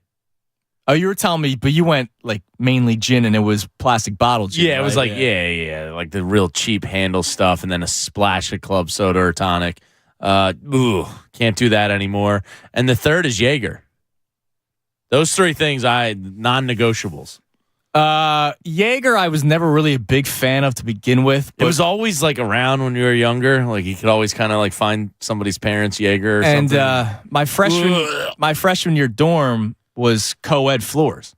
Oh. So it wasn't like girls are on floors 1 through 4, guys are on 5 through 8. It was co-ed. So the next door neighbor was a couple girls and they always had Jaeger. And so like, you had to take the shots with them. And it was terrible, but I was a man, damn it. It's just disgusting. It's awful. For me, really, it's Yingling. And it's just that. That's up there beer-wise for me. And I think I would still love it. It's a good beer. I had one recently because I was like, let me see if I can do this again. And I had a while with Guinness where I had to pause. Yeah. And I also had one of them recently, and it wasn't as bad as I anticipated. So maybe mentally I've cleared those hurdles. And this is not an anti-Yingling No. It was just I drank way too much of it. That was my beer in college because of my roommate and where he lived. And when he would go home, it was cheap. Yeah. And dude, just the thought of it. Bad memories. Ray? There's multiple. Right now, I'm off of tequila entirely. Okay. Oh, wow. There's no, I do the Paloma. I like the Paloma cocktail. Nah, I can't. I mean, were you drinking cheap tequila? Yeah, that's the problem. Yeah. That's what. In a couple of years, you'll graduate to the good so stuff. right now, we're taking a hiatus on that one. And then there was, similarly to you, because we both went to Temple, Andrew, that the co-ed dorms, the neighbors, they had flavored vodka. Oh, no, like the sweetest fish and the pinnacle whip. Tarty cake. Yeah. So you never really went and sought that out, but I can never remember a time where I was like, woke up next morning like, that was a good idea. I was glad that we went next door and we drank with them because that was what happened. Yeah, you're going to do it because, they're there. Yeah. So we're gonna drink all of it. Right, you're gonna order a shot of Pinnacle sweetest fish at the bar today. A couple of great comments on YouTube, and there is something sports related I got to get to, and it was from Rick. Yeah, it was from Rick Morse. Who, by the way, Rick Morse, congratulations on your success during his college years. He was a Corona drinker. Wow, man. Wow. He must have had a nice job back then. Come on, dude. You. Like, you think we can afford that? You get limes too? I still can't afford it. He said with limes. Wow. Aristocrat. I want to hang out with Rick. Joe Sox checks in. What do you say, Joey Sox? Right? That's one of his friends on the text board. It has to be. Tooch, Boo, Joey Sox. Cousin Joey's like my brother. I love Anthony's friends. They're the best. Thank you for doing that. Have you ever met the Ace Man? I've spoken with him multiple times. He's the best. Interesting. He said in Canada they have bars that travel on wheels down the street. I don't know if it's like I've been to Canada. I've never heard of this. They got motorized bars? They don't just have bars. I mean, maybe they do, but I don't think that's like everywhere. You know those bikes where you can drink the beers on them? Yeah. Down the shore in Sea Isle, have you seen the party cabana, like the tiki bars? No. That are on little boats and they drive up and down the bay. So maybe that's what it is. Just instead of meals on wheels, it's like Fireball, I guess would be good for Canada. Warm you up a little bit because everywhere in Canada cold. Yeah, pretty much. I mean, no, they have nice summers. Mr. Bird with a great college beer. I didn't drink to the point where I could still drink these. Rolling Rock. I'm out.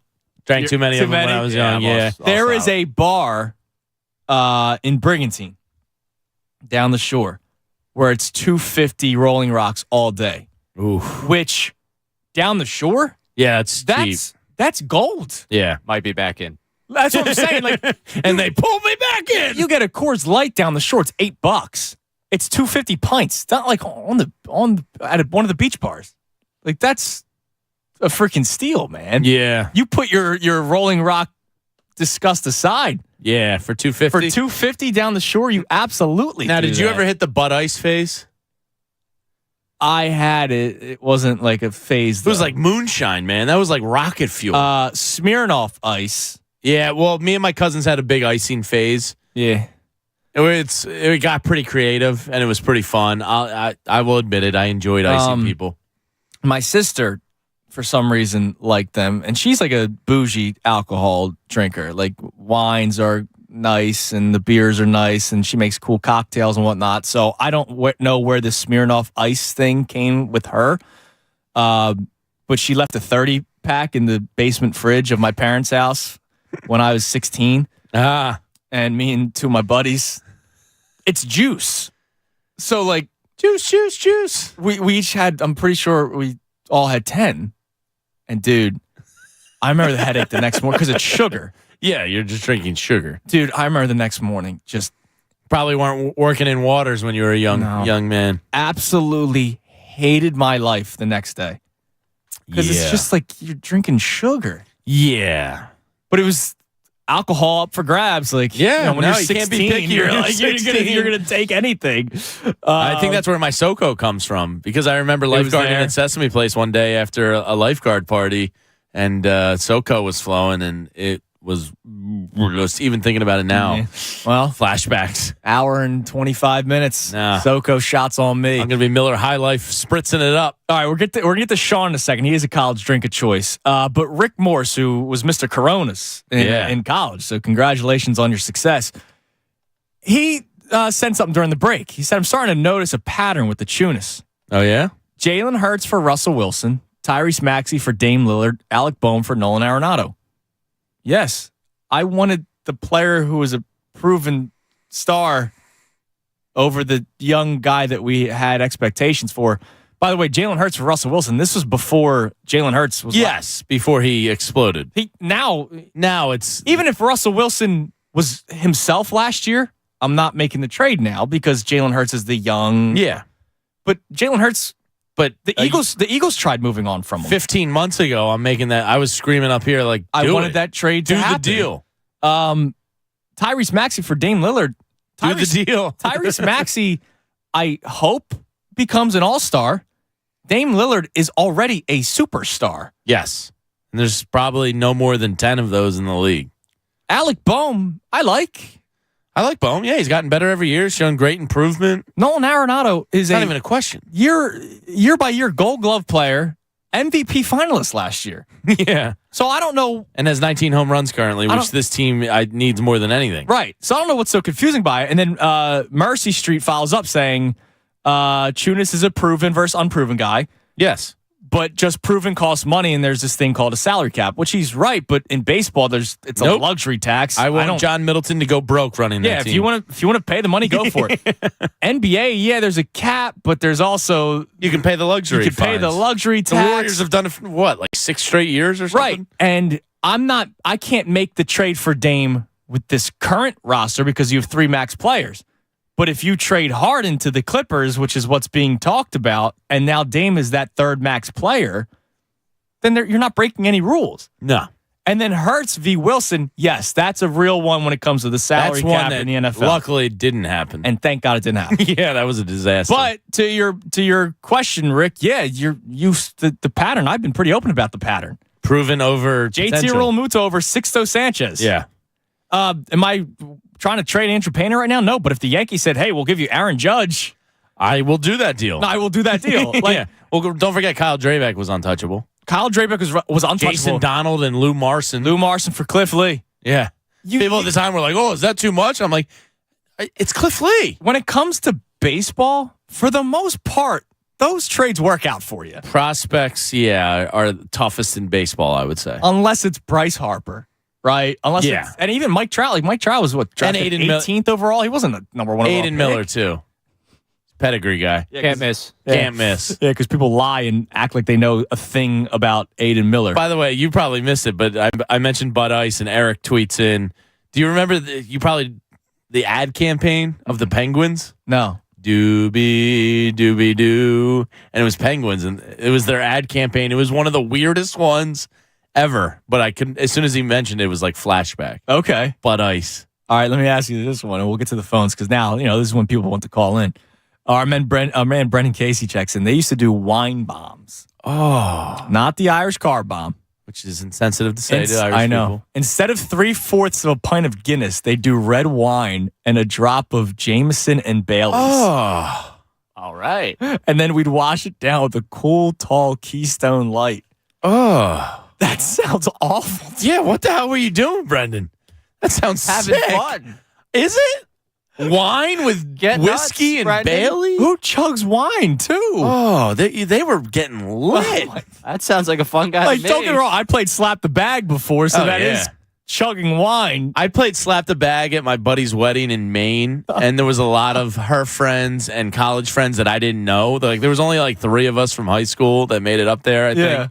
And I pulled out a Slap the Bag and got like real aggressive with it. Dude, people were looking at me like, and by the way, we were like in our 30s, like fully adulted. Yeah. People were looking at me like I was a lunatic. And Probably. It's like, you guys don't Slap the Bag? I told you my buddy gave all his groomsmen individual alcohols that he had, alcoholic beverages that he had a moment with.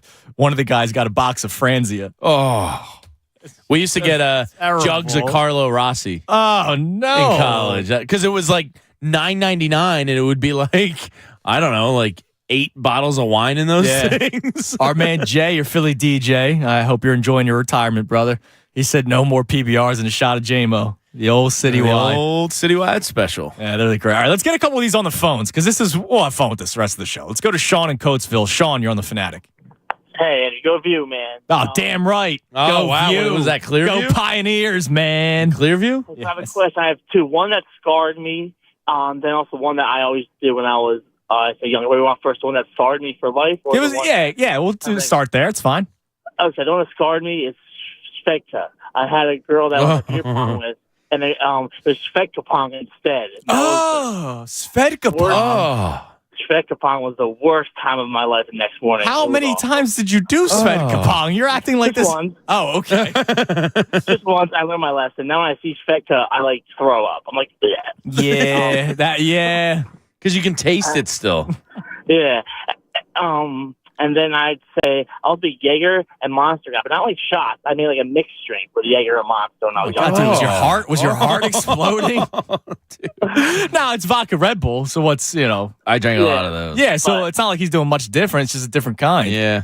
Yeah, so that's what I just want to tell you, man. Go View. Go View, Sean. We'll put you on hold for your Fan Fest tickets, and we'll talk some Pioneer stuff. My buddy there. on the lacrosse team in college was from, I think I don't know, whatever it was. He had some kind of connect to Red Bull, and his summer job was driving around those early Red Bull oh my god, I mini remember cars those. with a can on the back. So he did that for a summer, and he would just That's a great summer job. yeah, and he'd go around to all these events, whatever it was, and he'd just give out samples of Red Bull because they were still pretty early on. It was right when they launched, so he had all these cases of Red Bull.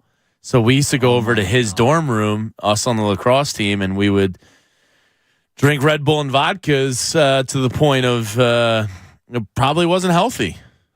Yeah, probably too not. many. Yeah, you can't. The good part was it was mostly vodka and not a ton of Red Bull. So, but yeah. Who was that? I think I tried to fight the Who was entire that soccer guy? team one night.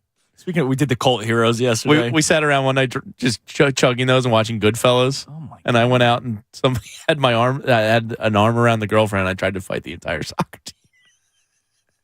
Wow, it was bad. Dude, how many? We're taking him to a college campus. Yeah, dude, how many dudes? I eventually had some people back me up, but I was on another planet. Well, yeah, because it was the whole team, and you had wings and you were drunk.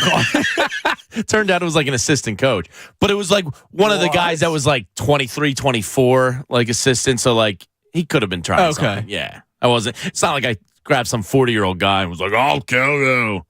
Ready to throw hands. I love that. Goodfellas before you go out? No, don't do it. Not a good idea.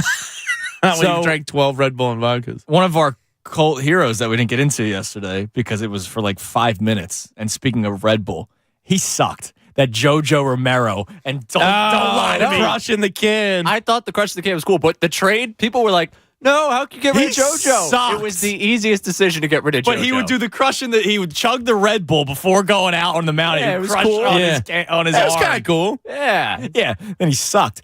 2 open lines, 610-632-0975. If you have the drink of choice and the bad memory, you have the story for us. We'll give you a pair of Fan Fest tickets. We'll do that the rest of the show. We got the Phillies on the table, of course, and we also have Ray's World around 1:30. We got 2 open lines right now, 610-632-0975. He's Jamie Lynch. I'm Andrew Saltunis right here, 97.5 The Fanatic.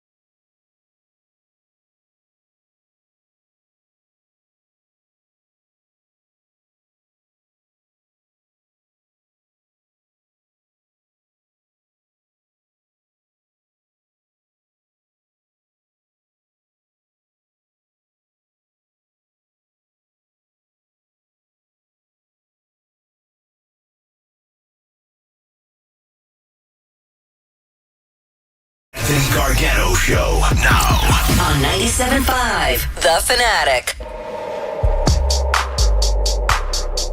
121, 97.5 The Fanatic. Andrew Salchunas, Jamie Lynch, Ray Dunn producing the show. In about an hour, we'll be eating crazy pizza and drinking beers. And I'm looking forward to it. This General Tso's pizza has me intrigued. Is that right? Yeah. I think that's where I'm going. Now I'm intrigued by line 3. What do you say, Anne-Marie? Chunas' kindergarten teacher. I hope she's proud of me for all the drinking stories. Well, she's got her own drinking story, apparently. Well, then let's go right back to the phones. My kindergarten teacher was Miss McGinty. That's good work out of you. She was... Mine's...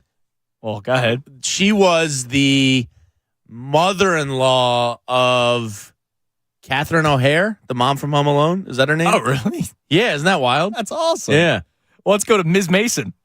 Hi, Ms. Mason. Hey, how are you? I'm great. How are you? I'm doing fantastic. Andrew, I listen to you every day, and I'm just so proud of you. Oh, that's all right. Let's cut to the chase here, Anna Marie. How many times did I pee my pants? Was he a punk? Did he not? Was he not potty trained by kindergarten? Spill the secrets. Andrew was adorable.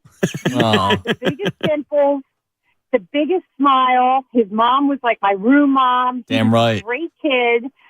Personality plus. Like, I knew he was destined for great things.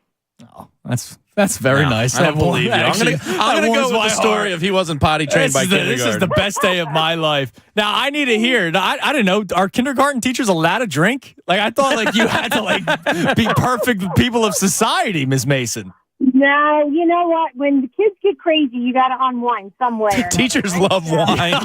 Sure. So my story is this. So I don't know if you guys know this or not, but down in Disney World, there was a Pleasure Island. This was like down in... Oh, yeah. I've been there a couple times. Right. So back in the day, there was like a throwback sort of disco club that had a circular dance floor. I don't know if you remember that, but you would literally have to like hop on the dance floor and it would spin. So after 3 Long Island iced teas, that dance floor... Well, I literally had to be carried off the dance floor. I couldn't get off. It was like I was rotating, and somebody just came along and swept me up and got me off. But between the drinks and the dance floor, that was pretty crazy. I felt like I was on a roller coaster there for a minute. So Long Island iced teas was a big one at the bar we're going to today. So Miss Mason, in your honor, the 3 of us will have a Long Island iced tea. Yes! All right, does that sound good? That's fabulous. It's so nice hearing from you. I still remember seeing you at the hospital last year, which was really cool seeing you that day. Yeah, when your baby was born, that was a thrill. I heard about it all on the radio, and then here you are at the hospital. That was just a crazy coincidence. Absolutely amazing. I'll put you all. We're gonna get you your entire family some Fan Fest tickets. So Miss Mason and I will drink a Long Island iced tea. So I actually a bunch of us. So our lacrosse spring break trips used to go down to Orlando. Yeah, and juniors and seniors were typically 21. Yeah, so you could get on to Pleasure Island without being 21, but you had to have like the bracelet or whatever it was to buy drinks. Right. So one year our lacrosse team got kicked out of Pleasure Island. Would not be surprised. There may have been some bathroom stall drinking pass backs going on, but yeah, Pleasure Island. So crazy story about Miss Mason, my kindergarten teacher. I was leaving the hospital. Cooper was in the NICU for 6 weeks, and I'm walking out to the parking garage, and my ticket wouldn't go through because you had to pay for parking. My ticket wouldn't scan, and so I asked the security guard. I loathe paying for parking in hospitals. Actually, the NICU had free parking, but you still had to scan the ticket. So okay, shout out to Cooper for that, but everything else is ridiculous. I agree. And I'm like, hey, I can't scan my ticket because you need to get the receipt to be able to get out. And all of a sudden she goes, Andrew Salchunas? And I'm like, and everyone's wearing masks. Yeah. It's the hospital. And I'm like, hello? She goes, it's Miss Mason, your kindergarten teacher. Oh, man. And how weird is it? Like, my son was born a couple weeks. So think about the circle of life. Yeah. I hadn't seen her since kindergarten? Since kindergarten, right? Like, it's not like I saw her in 2nd grade. Yeah, or it's not like I saw her when I graduated high school. I hadn't seen her since kindergarten. I see her a week or two after my son was That's born. pretty funny. It was crazy. So cool to hear her, and so weird to find out that kindergarten teachers let loose like that. 3 long lines. As the husband of a teacher, I'm sure. Teachers like their booze. That's amazing. Let's go to Owen in Fishtown. Owen, you're on the Fanatic. Yeah, what's up, guys? What's up, Owen? 2 things I can't do since college. Okay. One is the peach New Amsterdam vodka. Yeah, if I get a sniff of that, I would just want to throw up everywhere. That's it. Just the smell gets you. Oh, the smell's the worst part of it all. The worst, yeah. Yeah. The other is you're probably a little familiar with this. I lived in Manayunk in college, so every Friday at Cuddy's they would have the $1 Miller High Life and the half price apps. Can't do those anymore. Now, which one? The one near Main Street or the one up? I don't. The one on Crescent. On Crescent, yeah. Because there was another McGillicuddy's too, further up toward Roxborough. Oh yeah. There is one in Roxborough. It's right off a ridge. Yeah. Yeah. But I know the spot that you're talking about. I did a lot of Sundays there after doing post game show with you, Jamie. Yeah. I never did the Sundays at Cuddy's. Oh, it was great because they built. So what they did, and thanks for the call, and we'll put you on hold for the Fan Fest tickets. One of the best and worst things of COVID, because now it's kind of tough to drive in the city, even though I still think it's awesome, the outdoor seating. Mm-hmm. And a lot of people did it up. Oh, so it was awesome. Yeah. They built out an outdoor portion. And one of my favorite things about football season was when the Eagles had a bye week. Oh, yeah. We were here.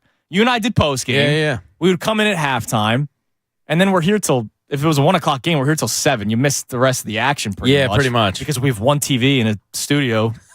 Sports station has one TV. And it's, 26 inches? Yeah, I could probably find a triple the size of that on Prime Deal today for like $200.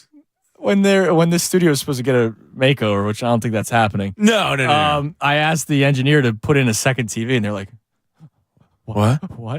It was like the I don't know if we can do that. What was the SNL skit with Chris Farley, the coffee? Yeah, sir, you've been drinking decaffeinated. What? That's how they looked at me. You son of a! I thought I was about to get jumped by the engineering department. I've seen 6 different, quadruple the size TVs around the cluster that aren't even used. Exactly. It's amazing. And us, the sports losers down the hall that live on TVs. Yeah.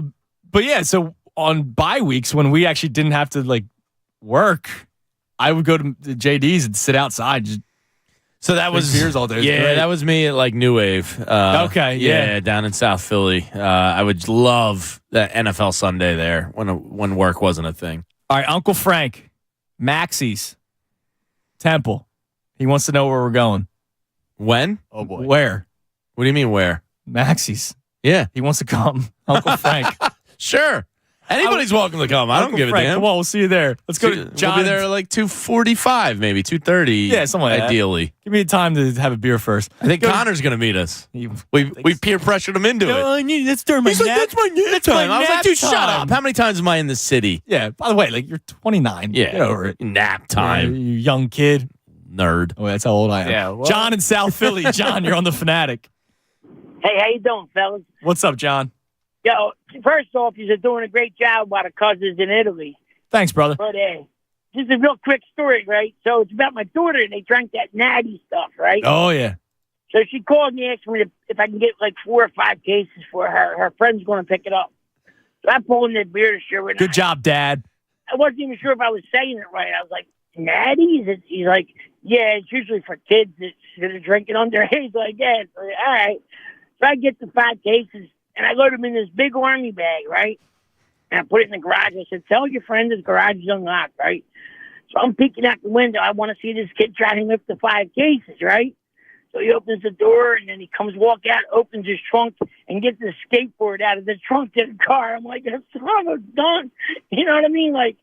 I wanted to see him trying to struggle with the 5 cases. He gets the skateboard out. Dude, John, you know what that tells you? Ingenious. They had a damn system. They had a system, and you weren't the first person they called for the 5 cases. Yeah, you know that. That's just, as long as it was a in the garage, you know what I mean? I didn't give it to them. Now, what was your drink of choice, John? I'm old school. We went back to the Mad Dog with a quart of Schmidt.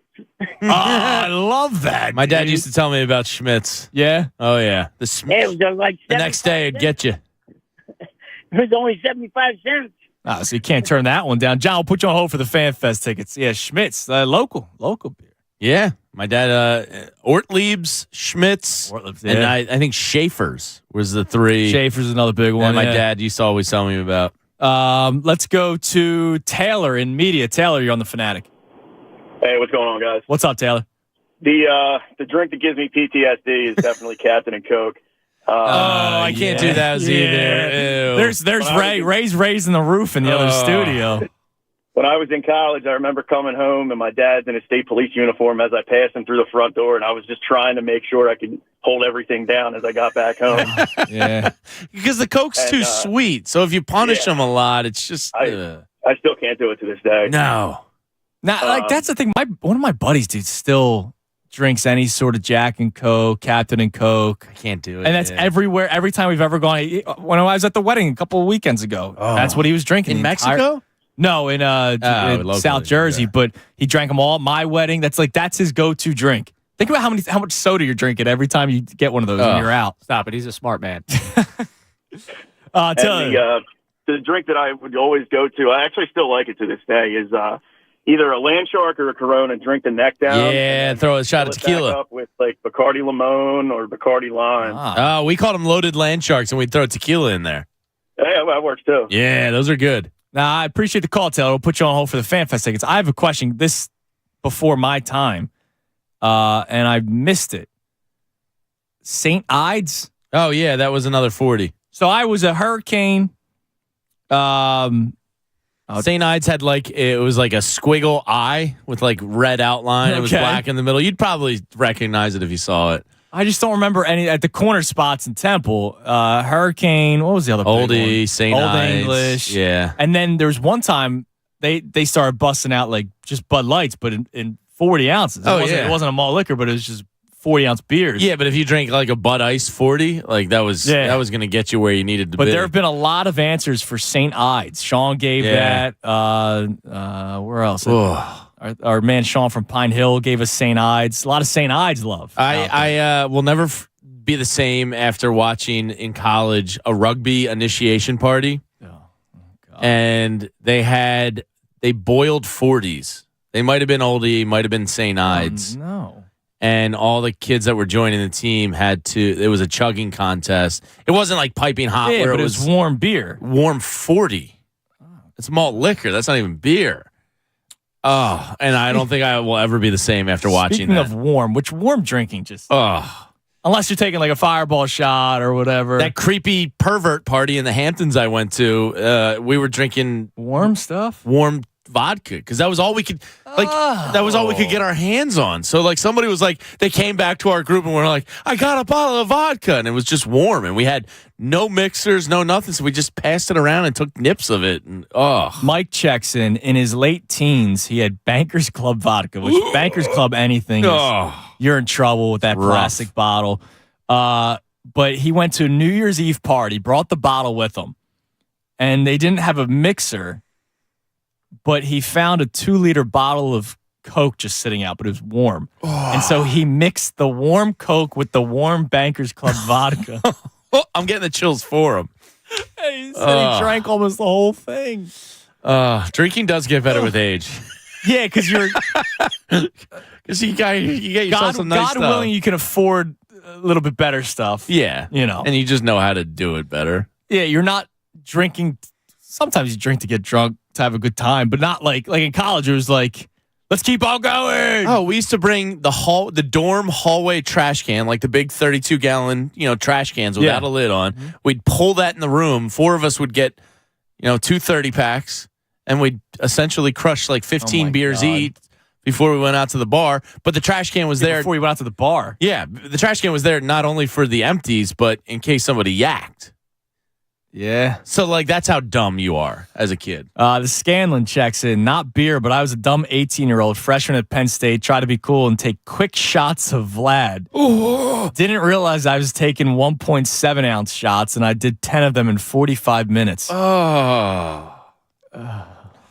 Oh. Oh no! Can't wait to go to Maxie's later. Let's go to Tim in Kensington. Tim, you're on the Fanatic. Yo, what's up, fellas? How you doing? What's up, Tim? Oh my God! So, drink that I'll never forget is Absolute Vodka and Lemonade. And I don't know if you guys ever been to Dave & Buster's, but they sell. Oh yeah, I was there recently. Insulated big water bottles, and I had to have filled that thing at least 6 times. I was on a boat. I remember about a half hour of the trip, and the next thing I remember, I was up and I was home. So I didn't really get to enjoy the boat. I didn't really get to enjoy anything that day, and the sun was gone by the time I got up. So. Yeah, that was a bad one. It was a bad one. Those are some. I thought I was a man, so. Yeah, what are you going to do? We'll put you on hold for the Fan Fest tickets. Real quick, got Raise World in a second. I got a text. Puking off 15 beers? Embarrassing. It was more like the chugging aspect because we would play like Crazy Eights and drinking games and AC-doocy and all sorts of stuff, and it would be like the chugging that would get me. And you probably were on an empty stomach, knowing that we were in college. I was 18 years old. I wasn't a drinking pro like I am now. So real quick, we played that Deebo Samuel audio earlier today. Yeah. Obviously, that's going all over social media. And I hate this. This guy covers the Niners for The Athletic. You're not a fan. You're a journalist. Yes.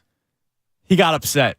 Zach could have asked Deebo Samuel so many more interesting questions, starting with how Samuel eviscerated his own 2022 performance and last month's self-eval. Opportunity wasted. There's nothing more to learn about the NFC title. It's a dull topic. Dude, first off, your dude handled himself like a baby. Yes, so it is still a topic. Zach's talking also about the Week 13 matchup, which is a story that's going to be happening. Oh, yeah, it's going to be a huge story. That's going to be game of the week. By the way, David Lombardi, who covers the Niners for The Athletic, what, are you upset that you didn't get a chance to sit down with Deebo Samuel? Like, what's your problem? Sounds like he didn't ask the questions that you wanted asked. And, oh, by the way, to Zach's credit, that was the end of the interview. Like, he did have an actual interview with him. I'm sure he's not going to lead with the Philadelphia Eagles question. No, that's just the clip that's going viral. Because he acted like a baby. Absolutely. All right, we'll get back to the phones in a second to close out the show with all your drinking stories, the drink you can't have anymore. I've gotten goosebumps more in the last hour, just people's scars. Dude, we're reliving it in about an hour. I can't wait. No. But it's 1:38, which means it's 1:30-ish, and it's time for Ray's World. Ray, today's question. All right, so given that we're going back to Temple, I had someone over the weekend catch me and stop me when I used the phrase, when I was in college, saying that I am too young. I agree. To use that phrase. Yes. Am I too young to describe anyone as a college friend or as some sort of college experience? You can't say when I was in college because it was like, what, a month ago? Oh, so you should have said last year is what they're saying. Okay. They're just say in February I was drinking you with. know what? I agree. Yeah. Okay, so too soon to use the I think unless it was like freshman year. You say, well, back in freshman year. Yeah. Because that's now 5 years removed. Yeah. Right. So I have to describe it by year. You're still fresh enough where it has to be very descriptive of your time in college. Because I think that was the first time I had used the phrasing totally unironically. Because usually, like if I was on Temple's campus, wow, this place has changed a lot since I got here. I'm going to make a joke with you guys today. But like, can't wait for it. Yeah. You're going to be a great dad one day with the jokes. Yeah. But seriously, like I have not used that phrase unironically, and I used it, and my buddy called me like, yo, man, like, you can't say that. That was like 3 weeks ago. Yeah. And was he a college friend? Yes. So, like, that's even weirder because, like, you could just talk to him. So this actually goes back to yesterday's story because I was walking with the roommate that I'm friends with that went to college with me, and then also the guy that was supposed to leave tomorrow. No, so he left this morning. Oh, we have an update. He left. Yes. Oh, that's huge. Wow, good for him. I was waiting until tomorrow to ask. No, okay. No, he got out 6 a.m. was the flight this morning. Good for him. Actually, I can't guarantee the flight happened. He went to the airport. He attempted. He thought right. He was yeah, that's right. You might be walking home them on the couch again. Yeah, that might be it. But he was the one I was telling the story to, so I didn't have a familiarity with him. So I said when I was in college, and then my roommate was like, "Yo, man, like you can't use that phrasing yet. Like we're not that far." I out agree of with college. him. Yeah. Okay. Yeah. You're not yet. Not yet. But one day. Okay. I mean that's fine. I'm all for clinging to the youth here, but I just wanted to know. So there's Ray's World. Today's question by Ray. Now I never went to Fat Tuesday, so I have to ask you, what is this old granddad and octanes or whatever? So he said Old Granddad and Octanes from Fat Tuesday. So Fat Tuesdays had... I know what it is. They have all the frozen drinks like New Orleans style. Mm-hmm. I guess the Octane was one of those. I don't know the Old Granddad specific, but I still actually drink Old Granddad. Okay. It's actually a pretty good mixing whiskey if you don't want to use like your good stuff. I made a new cocktail, new to me cocktail this weekend. I was calling it the Red Rocket, but I think it's called the Red Raider. You just wanted to call it the Red Rocket. Be honest. Well, I saw like the Instagram account. It was like a cocktail account I follow. It was like, here's the Red Raider, and immediately in my mind, I just kept saying Red Rocket. That's because I'm a child. But I didn't want to use. I have Blanton's at home, which is a very nice, and a Buffalo Trace, which are both kind of hard bottles to find right now. Yeah. In PA, so I didn't want to use those for a cocktail. So I had a handle of Old Granddad, and I made. It's 1.5 to 2 ounces of bourbon. Oh, is this thing you tweeted out the other day? Dude, it's delicious. Absolutely delicious. 3/4 ounce of lemon juice, a little bit of orange liqueur, Cointreau, triple sec, whatever, and a splash of grenadine. Dude, delicious. You just did this? Yeah, I was Addie fell asleep in our daughter's bed. You're a mixologist. And so, well, I bartended for all the years. That's true, yeah. So I like making cocktails and delicious. So I still drink the Old Granddad bourbon. Oh, all right. Well, but I guess he went too far at Fat Tuesdays with little Old Granddad. Yeah, it can get you. It could get you. Also got Phillies on the table. I know Julian wants to talk about the Phils. What's up, Julian? Hey, what's up, fellas? How you doing? I want to say you guys are doing a great job. Thanks, brother. I appreciate it. I know Barber feels the same. Yeah, the Phillies are playing great too. But with the drinking story, I went to my first Eagles tailgate about 4 years ago when the Eagles were playing the Patriots at home, and was just drinking like everything, IPAs, Fireballs, whatever. But the thing that got me was they pulled out this Black House. Oh, yeah. Oh, my God. That's like in the schnapps world. That stays with you. Oh, my God. It tastes like Robitussin. Like it's very like medicine-y. Ugh. Yeah, it's not good. That sounds terrible. And after the tailgate, my cousin showed me a picture. She was like, "Man, it's like 20 degrees outside. You're in the back of my car with your shirt off." Nice. Yeah, it's good. Black House, it gets you drunk. Oh, yeah, it was awesome. It was a great time. What do you got in the fightings, Julian? You know what? Everybody keeps talking about an outfielder, but I'd rather us trade for another pitcher, to be honest. Let's build on our strength. Right now our pitching is our strength, and I think we should add another pitcher. Because, to be honest, one of you guys said you'd like Jack Flaherty. I'd trade Nola and somebody else. If we could get back Flaherty and Arenado, I'd be down. Yeah, I mean, I don't know what they're going to do with Nola at this point of the season. And thanks for the call. Put you on hold for the Fan Fest tickets. Unless you do Nola, Bohm. I mean, this is now silly season, and we're going to start coming up with trades that won't ever happen. I'd rather keep Nola. Yeah, because he's going to give you innings, which I know it shouldn't be the bottom line. I got to see what Flaherty's doing. I know Flaherty's having a tough season. He's bad. Yeah, I had high hopes for that guy. Yeah, I took him as a keeper in one of my fantasy leagues, thinking like, all right, this guy's going to be my workhorse for the next 5 or 6 years. So he's got a better ERA right now than Nola, but he's only thrown 92 innings. Yeah, he was hurt, I think, to begin the year. Nola's thrown a lot more than that. He leads the majors in innings pitched, which is wild. And his strikeouts per 9 is a whole strikeout less, which that shouldn't be, the selling point. But I don't know. He's gotten worse. Every single year, it's crazy. Last year's ERA is 4.25. This year it's 4.27. It's not like he's getting much better. That was more of you were saying that more so for a flyer, Yeah, it was a fit start. You're not trading Nola to get him. And Jack Flaherty's probably not going to pitch in the playoffs for you, right? With the way, unless Taiwan and Ranger just fall apart, which I don't think Ranger falls apart. No, he's pitched 330 innings with a 2.80 ERA. I think Taiwan might balance himself out. I don't think he was when he was bad earlier this year. I did not think that was him. I think he was going to get better. My Mets buddies dominant. Always ring in my head, and they say first half of the year he looks great. Okay, falls apart late, and I can't shake that. But he started off poorly, so maybe it's inverted. It balances out a little bit. Let's go to cousin Ryan. Is this your cousin, my No, cousin, Ray's he's a cousin? Kincaid. Ah, cousin Ryan. Hello. Hey, what's going on, boys? How are you? What's up? I want to chime in on the whole talk about college drinking stories, and you guys may remember Brownie's 23 East. Oh, yeah. Yeah. Wednesday night, $6 six-packs. See, I never drank there. I went to Brownies when I was like 6. I would go there occasionally when visiting some Villanova friends. Okay. Yeah.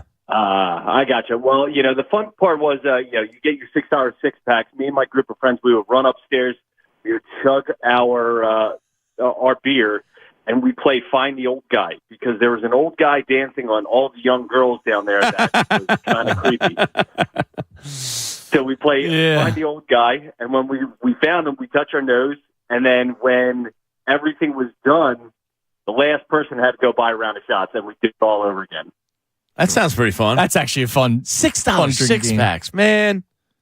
Back when this country was great. Well, there was Ray knows the bar. It's unfortunately closed down. The Drought Horse, which was on the corner of Broad and Cecil. I've been to that one. And Wednesday nights was Wild Wednesday. I need to say the politically correct term because it changed as the years went on. Yeah. Wild Wednesday was $1 Bud Light. And you could give the bartender $12 and they would give you a 12 pack. That's awesome. That's glorious. Yeah, like how great is that? You don't even have to worry about it. You just give them $12, you walk away. That's great, Fantastic. cousin Ryan. I'll put you on hold. We'll see you at FanFest. By the way, Dave Poiron and a couple others. Neil checked in as well. You say Neil? This was a drink that my buddy was obsessed with. Goldschlager. Oh. And dude, he got it all the time. Every time there was a re-up, he re-upped on Goldschlager. With the gold crystals floating around. Oh, disgusting. What was that stuff? It was like actual pieces of gold that would rip your gold. insides. Would he see it the next day in the toilet? I don't know. Luis Ortiz tweets in, says, worst liquor of all time has to be Rumplemint. Yeah. I heard that too. Anything in that schnappy smelling world of like mints and that's because you can just God. Let's go to Dan in Harleysville. Dan wants to talk Phils and a drinking story. What's up, Dan? Hey, real quick on the Phillies, I have no problem with them trading anybody young if they think in their expert opinions that you're going to get somebody that will help them this year. I got no problem. Yeah, with Nolan Arenado, I don't even think about it. Now I'll say this: I'd hesitate to trade Stott. Yeah, I mean, I'm not talking necessarily anybody on their active roster. Well, no, I would trade Bohm for Arenado. Yeah, Bohm. I don't think you can do Stott because I think Stott's got a chance to play there for 10 years. And he's so young. He looks like he's just going to be a stud. I just don't think Bohm's ever going to develop into that power hitter. He might have that one breakout season. We all like the hair and the bombness. And that's Bomer. Fine. But he's going to be, hit a bomb. Boom bomb. Yeah. No, it would suck if he got traded. I would be like, man, that kind of sucks. I like the guy, but then I'd hear Dan Baker say, now batting for the Phillies, Nolan Arenado, and I'd be like, oh yeah, this is cool. Yeah, do it. Do you guys remember in University City Mad Max by any chance? Yes, I do. Yes. Do you remember those giant frozen margaritas that you could get there for $8 on happy hour? Yes. That had about 47.6 shots of vodka. Can I tell you something? I went there after one of our fan fests. Oh, man. And I had already been enjoying myself at fan fest and got one of those, Dan, and it was not smart. No, so you drink them, and then we used to get a membership to the American Legion, and there was an old bar called the Pit in West Philadelphia. It was an old, they were open till whatever time because it was a private. Yeah, no rules apply there. And it was, you drink two of those things and then go there. You were in another dimension. That's awesome. The nth dimension, man. The Pit. Yeah. That sounds like a great place. Great call, Dan. I'll put you on hold for the Fan Fest. So tickets. Julian, who called up prior to that, talking about the Black House. Yeah. Brendan Casey said, I was the one who provided caller Julian with the Black House and the awesome. See, we're bringing people together. Community here. There's people like Sean Comp on our YouTube that's disappointed with the frat boy conversation that we're having we're having that conversation because we're headed back to a college campus. Yeah, it all makes sense if you just listen closely. By the way, That's where it came we're from. bringing people together. Yeah. Julian and Brendan. They can relate. Yeah, and if you want to meet us at Maxie's in like 40 minutes, sure. Sean, let's have a beer. You're invited as well. Sean, come on down. Let's go to Kevin in the Northeast. Kev, you're on the Fanatic. Hey, what's up, guys? How you doing? So I wanted to tell a quick story about being in college. You know, ever 40 hands? Oh yeah, I've done it. Mm-hmm. So we had a snow day, and instead of 40s, we had 4 Locos. Oh, I missed that whole craze. So we had an hour and a half until 12 o'clock. So we were like, who wants to do it? $20, whoever can get it done within an hour and a half. So I was like, all right, whatever, I'll do it. So they taped my hands to 40s, to the 4 Locos. They used medical tape. Oh, medical tape. So it's so much stickier. So when you're done one, you have to get it off by yourself. So trying to get it off with just your mouth, trying to do whatever you can to get it off was terrible. But I ended up getting it done. So that was wild. Yeah, the two 4 Locos. That's gotta be tough. It was rough, especially the next morning. Yeah, because it's also a lot of sugar. It's all a lot of those things were dangerous. A lot of just everything. Thanks for the call, Kev. Just a lot of everything there. Real quick, we got about 30 seconds. Let's go to Chris and Brick. What's up, Chris? Yo, buddy. What's up, man? You guys rock. All right? Thanks, Chris. Yeah, no problem, man. I listen to you guys all the time. I want to ask quick. I know it's the last one, but Jack and Coke, man. What do you guys think of those? Those are great. Smoothie. They taste great and everything, right? It's a great combo. Too many of them. Yeah, but then in the end, they're so good that you really screw yourself because they're so good. I like Coke too much, so I never wanted to ruin Coke. Yeah, it's so like I'm at this bar and I'm hanging out with my buddy and he's Mr. Responsibility. So I'm hitting on this one chick, she blows me off. And the chick next to her friend. Oh, I'm sorry. We are literally on it. That's my fault. My bad. Bad work by me. Yeah, Everybody seriously. have a great rest of your day. We'll talk to you tomorrow. Fanatic Sports Update. Major League Baseball All-Star Game tonight. I'm Ray Dunn. This update is brought to you by Compassion International. Drought, war, and rising food prices have devastated families in poverty. $50 provides a food kit to feed a family for a month. Just text the word radio to 97646. 2 Phillies will participate in tonight's All-Star Game. Nick Castellanos and Craig Kimbrell are in Seattle for tonight's game. The National League is looking for its first victory in the game since 2012. Rob Thompson will manage the National League. Vlad Guerrero Jr. won the home run derby last night. The 6th-seed player hit 25 home runs in the final to beat Randy Arozarena. Julio Rodriguez had 41 homers in the first round. Adley Rutschman was switch hitting in the contest, going from the left side in the first 3 minutes and then from the right side in his 30-second bonus. Guerrero becomes a part of the first father-son duo to ever win the home run derby. The Flyers re-signed defenseman Cam York and forward Noah Cates both to 2-year deals coming off of restricted free agency. And the Philadelphia Union officially announced Jim Curtin's 2-year extension. Keep it locked right here for all the latest news and information. I'm Ray Dunn for 97.5 The Fanatic. Anthony Gargano, weekdays 10 to 2 on 97.5 The Fanatic.